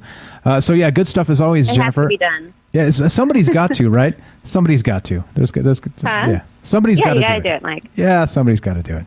I appreciate the call. Anything else? What we got, Sean? No, that's it. Have a good night. Thank you so much. You too. There you go. There you go. Like I say, the smartest listeners in all of the world. All you got to do is just rewind and listen to all the amazing people that call in. Like I said, I'm probably playing second fiddle to 99% of our callers, except for that one guy. You know who that one guy is. But you know what I mean? It's like that's again, like I said, we're blessed with a lot of really smart people that listen to this stuff and think about this stuff.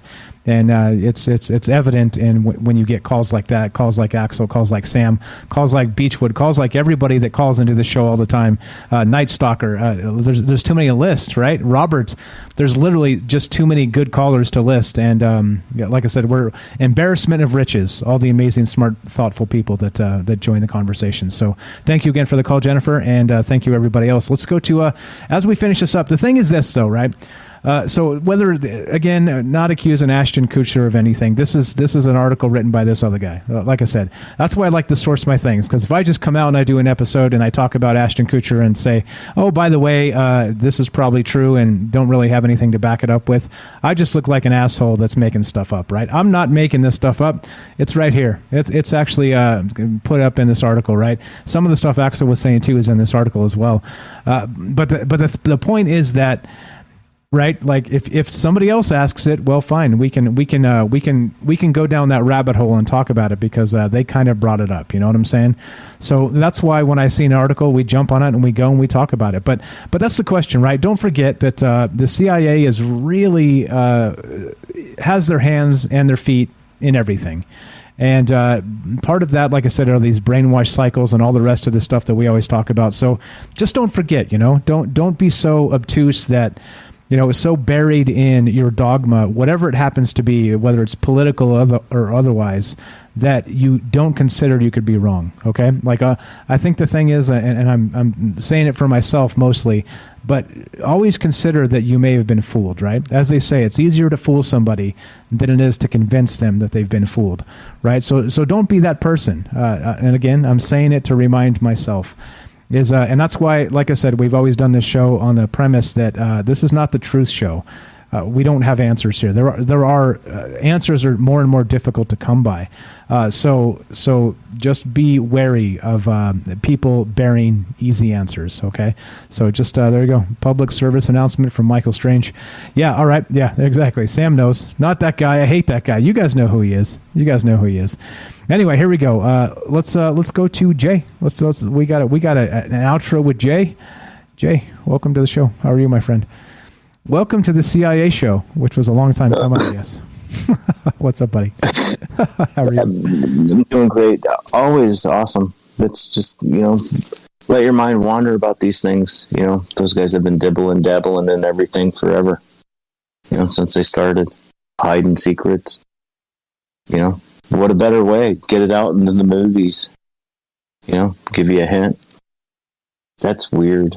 It's weird. It's it's weird. If it's Ashton Kutcher, how many other guys is in there? Wait. Wait. Tom Cruise in there? We're not saying it's him.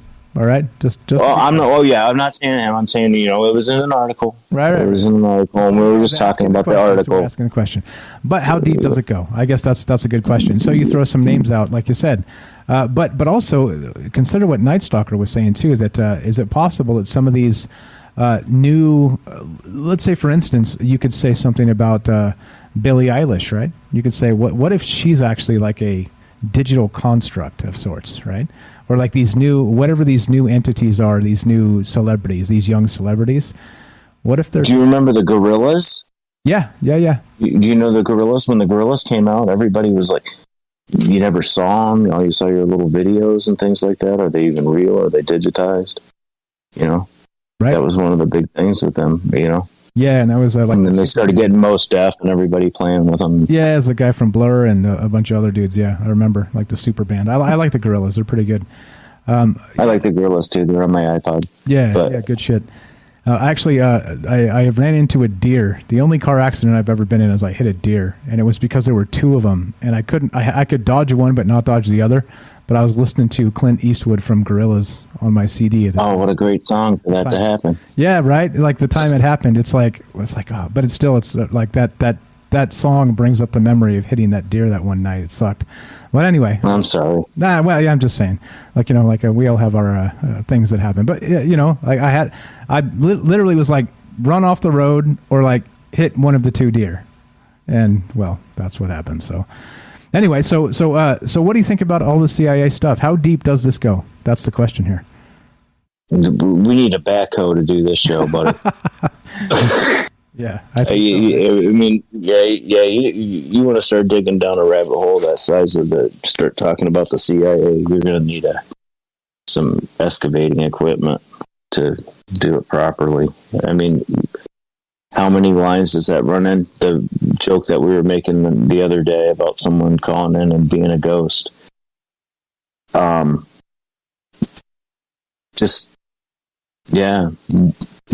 joke is 1 in 4 people work for the government, You're a post office guy, they're supposed to report suspicious activity and everything. Do those guys kind of actually work for the CIA too? How far does that go? You could go on for years. Because they've been going on for decades with the stuff that they do. Who knows? How far? Ever and ever and ever. I mean, they probably got their hands in everything. They got the Bitcoin back from the hackers. Right? I mean... You weren't supposed to be able to do that, right?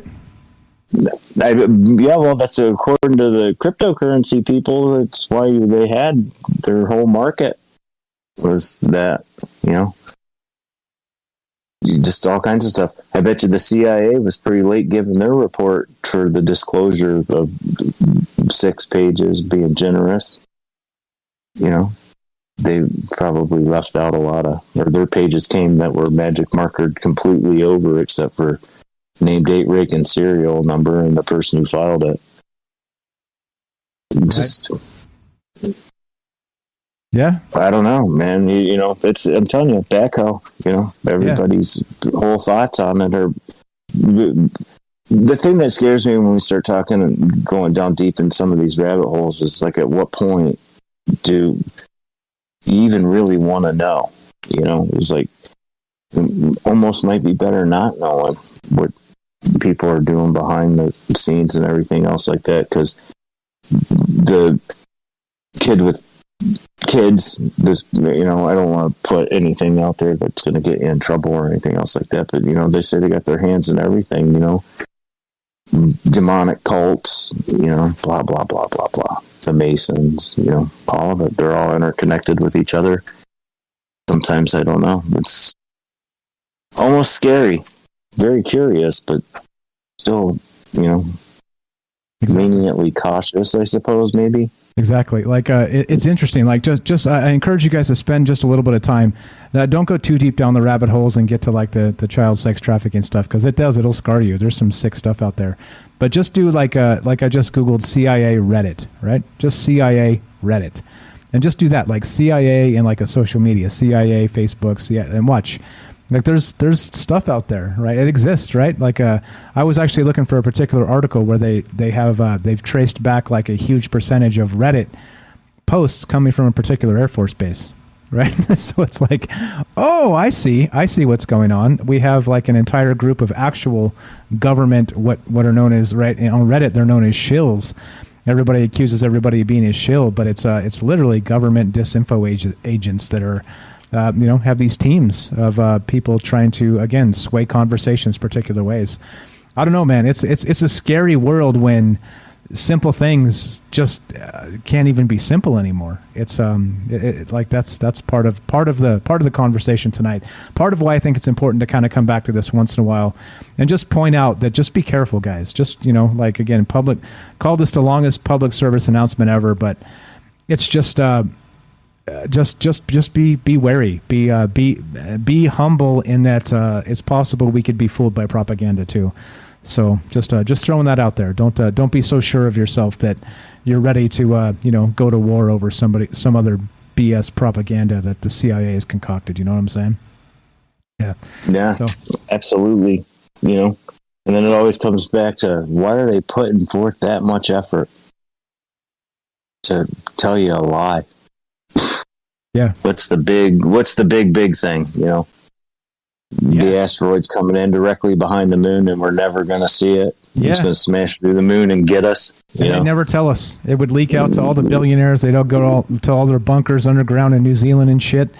Cheyenne Mountain, whatever. They'd all be gone. They'd all be underground, and we'd just be here dying in the fire and the brimstone. Yeah. The 3%, I think it's called the 3%. It's like a Brazilian film or something like that on Netflix. It's something that happened. I don't know the story that well because it's in a foreign language, and trying to watch a film in foreign language and stuff like that's a hard thing to do and pick up all of it. But basically something really bad happened, and everyone on the earth is in a really bad way, but all the rich people went and built an island where they knew it was. So they go throughout the world and they pick the people they want, the top 3% of the people living in poverty and all that, to come live to the island, to the utopia kind of show. All right. And it's like, it's a pretty good show, but it's in Portuguese or something like that. So it's kind of... Why is it always got to be in Portuguese? What the fuck? I'm just kidding. Maybe that's a hint. Maybe it's a hint. Maybe that's a hint. Maybe we should all be headed to Portugal because that's where, it's going to fare the best. The island's going to be off the coast of Portugal. Or Brazil, because they speak Portuguese as well. Yeah. I mean, weirdness. This is all weirdness. A couple of really great comments I want to add into this before we finish up tonight. Robert says Harry Truman's biggest regret was creating the CIA. Let's see. Good stuff. Tam Bam, what's up? Says Mike, if you talked about the Queen and the kids from the orphanages that disappeared supposedly was for a hunting party that the elite have. I have heard that. Maybe we're thinking about two different things, but I have heard there was like an elite group of people that were putting kids out for like hunting. I don't know if it's the same thing at all. So that's twisted. Yeah, that's sick. It's sick. But I mean, like, this is the type of stuff that exists out. Like, this is the world we live in. And this is sort of my point, right? I don't want to get too dark about this stuff. Like I said, the last thing I want to do, to be perfectly honest, is you guys to come listen to this show up. You're like, yeah, I'm pumped in the Troubled Minds tonight. This is going to be fucking righteous. And then you show up and I'm just dropping like just one super depressing thing after another on you. You know what I'm saying? Like that. You can do that yourself. You don't need me for that, right? So that's not my goal here. That's not my job to turn you guys off and make you stare into that abyss. So that's why I don't do that. Just so you guys know, it's not like I want you to come back and I want you to feel good about being here. I don't want you to be just sickened by the things we talk about. So that's why we don't do stuff like that.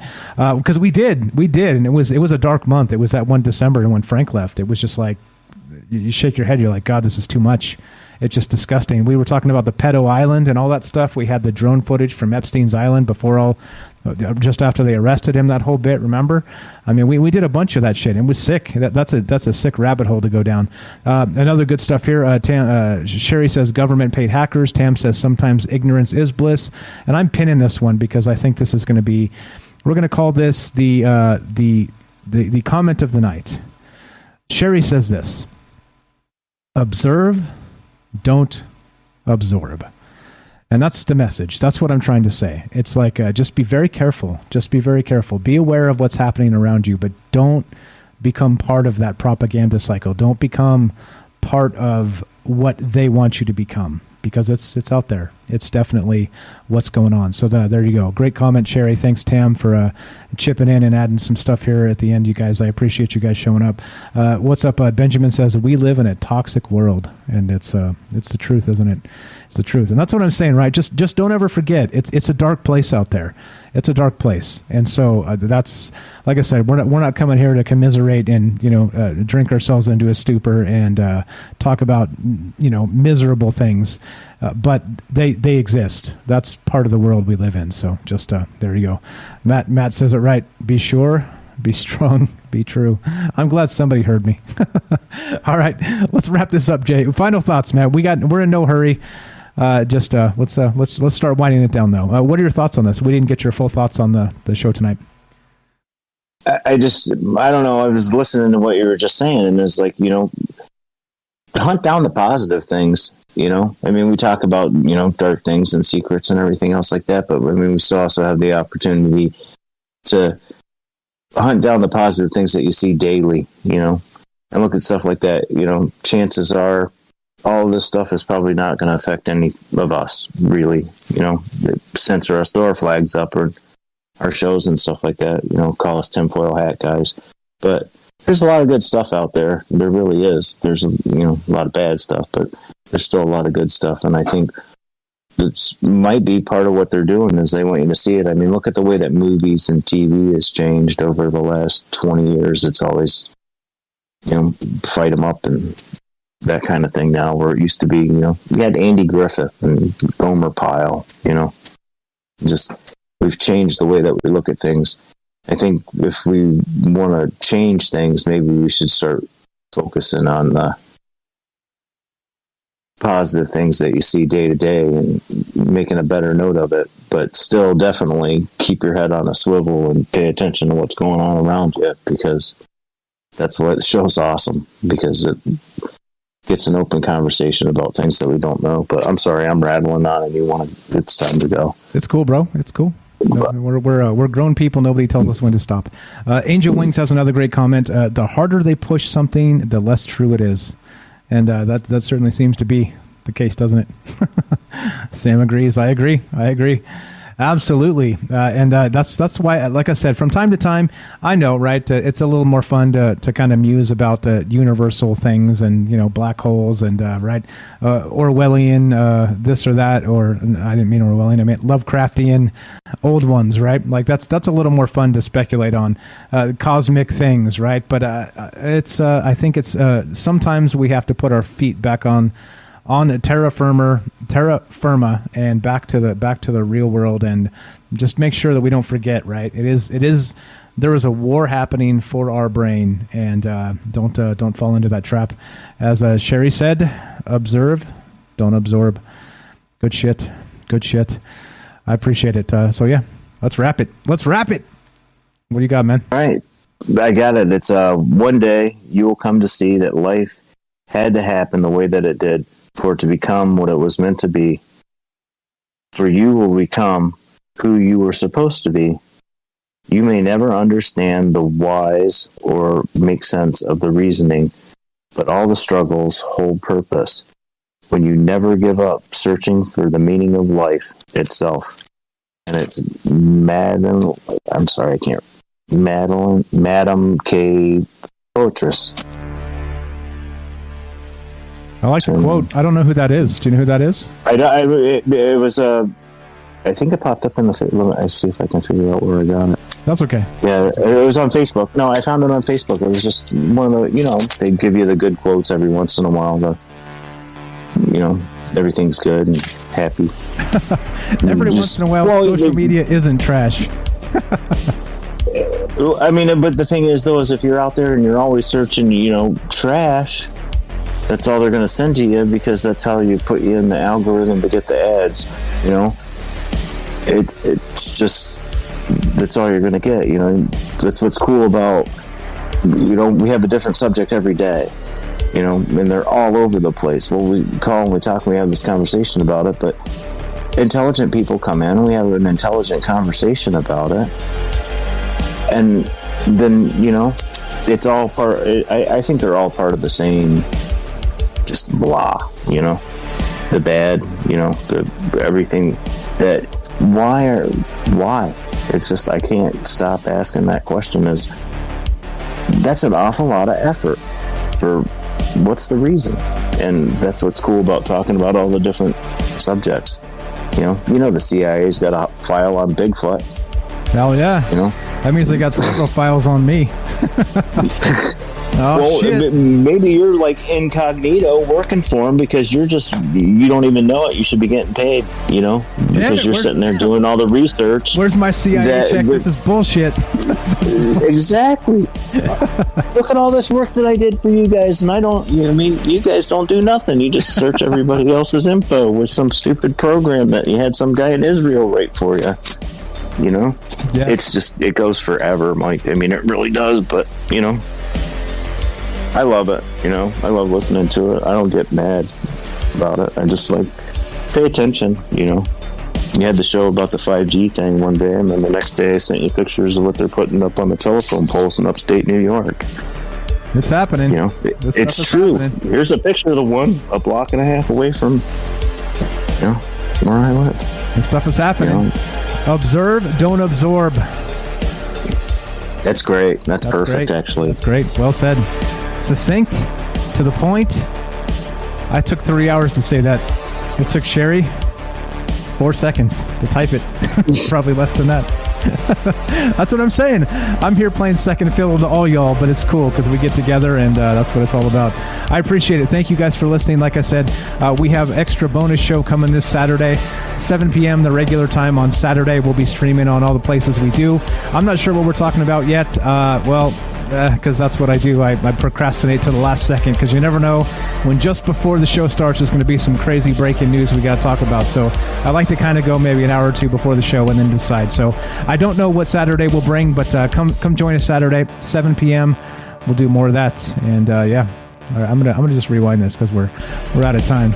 But we don't have to be out of time. We just rewind the music. But all right, so just there you go. If you guys can spare a few bucks, Joe is in a tight spot.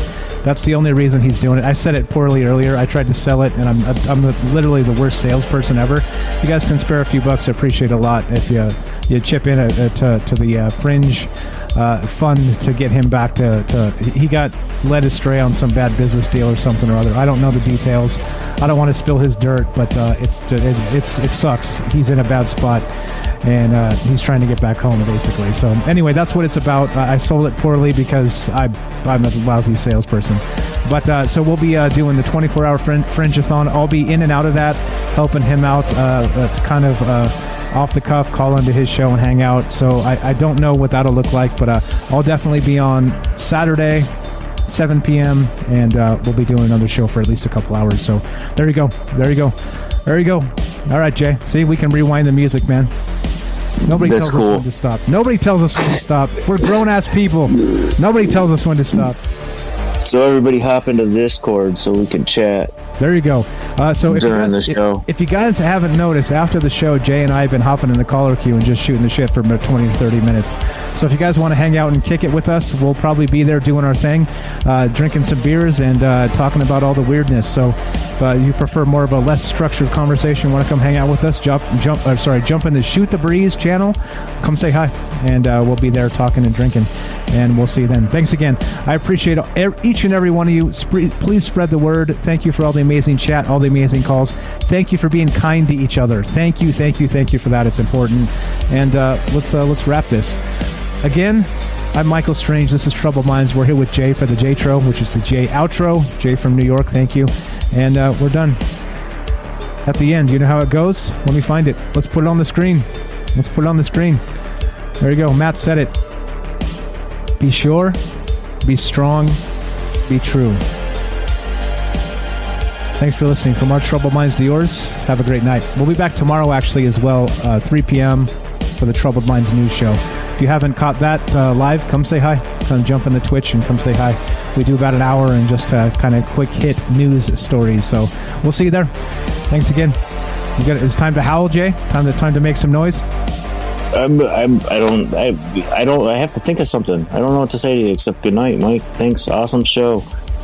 You leave me flabbergasted sometimes. Or fumble over my own words. Ow! Oh, how? Oh, how? Good night. Let's get the F out of here. We'll be kicking it in the Shoot the Breeze on Discord if you guys want to come say hi. Thanks again. I appreciate you guys hanging out. Thanks for putting up with my shit. And let's go. We're out. Have a great night. We'll see you guys tomorrow. Or see you in like 10 seconds in chat. See you there. Do I have to do it? Not yet. Hold on. We're still streaming. All right. All right. Now we go. 3, 2, 1. Stream ends.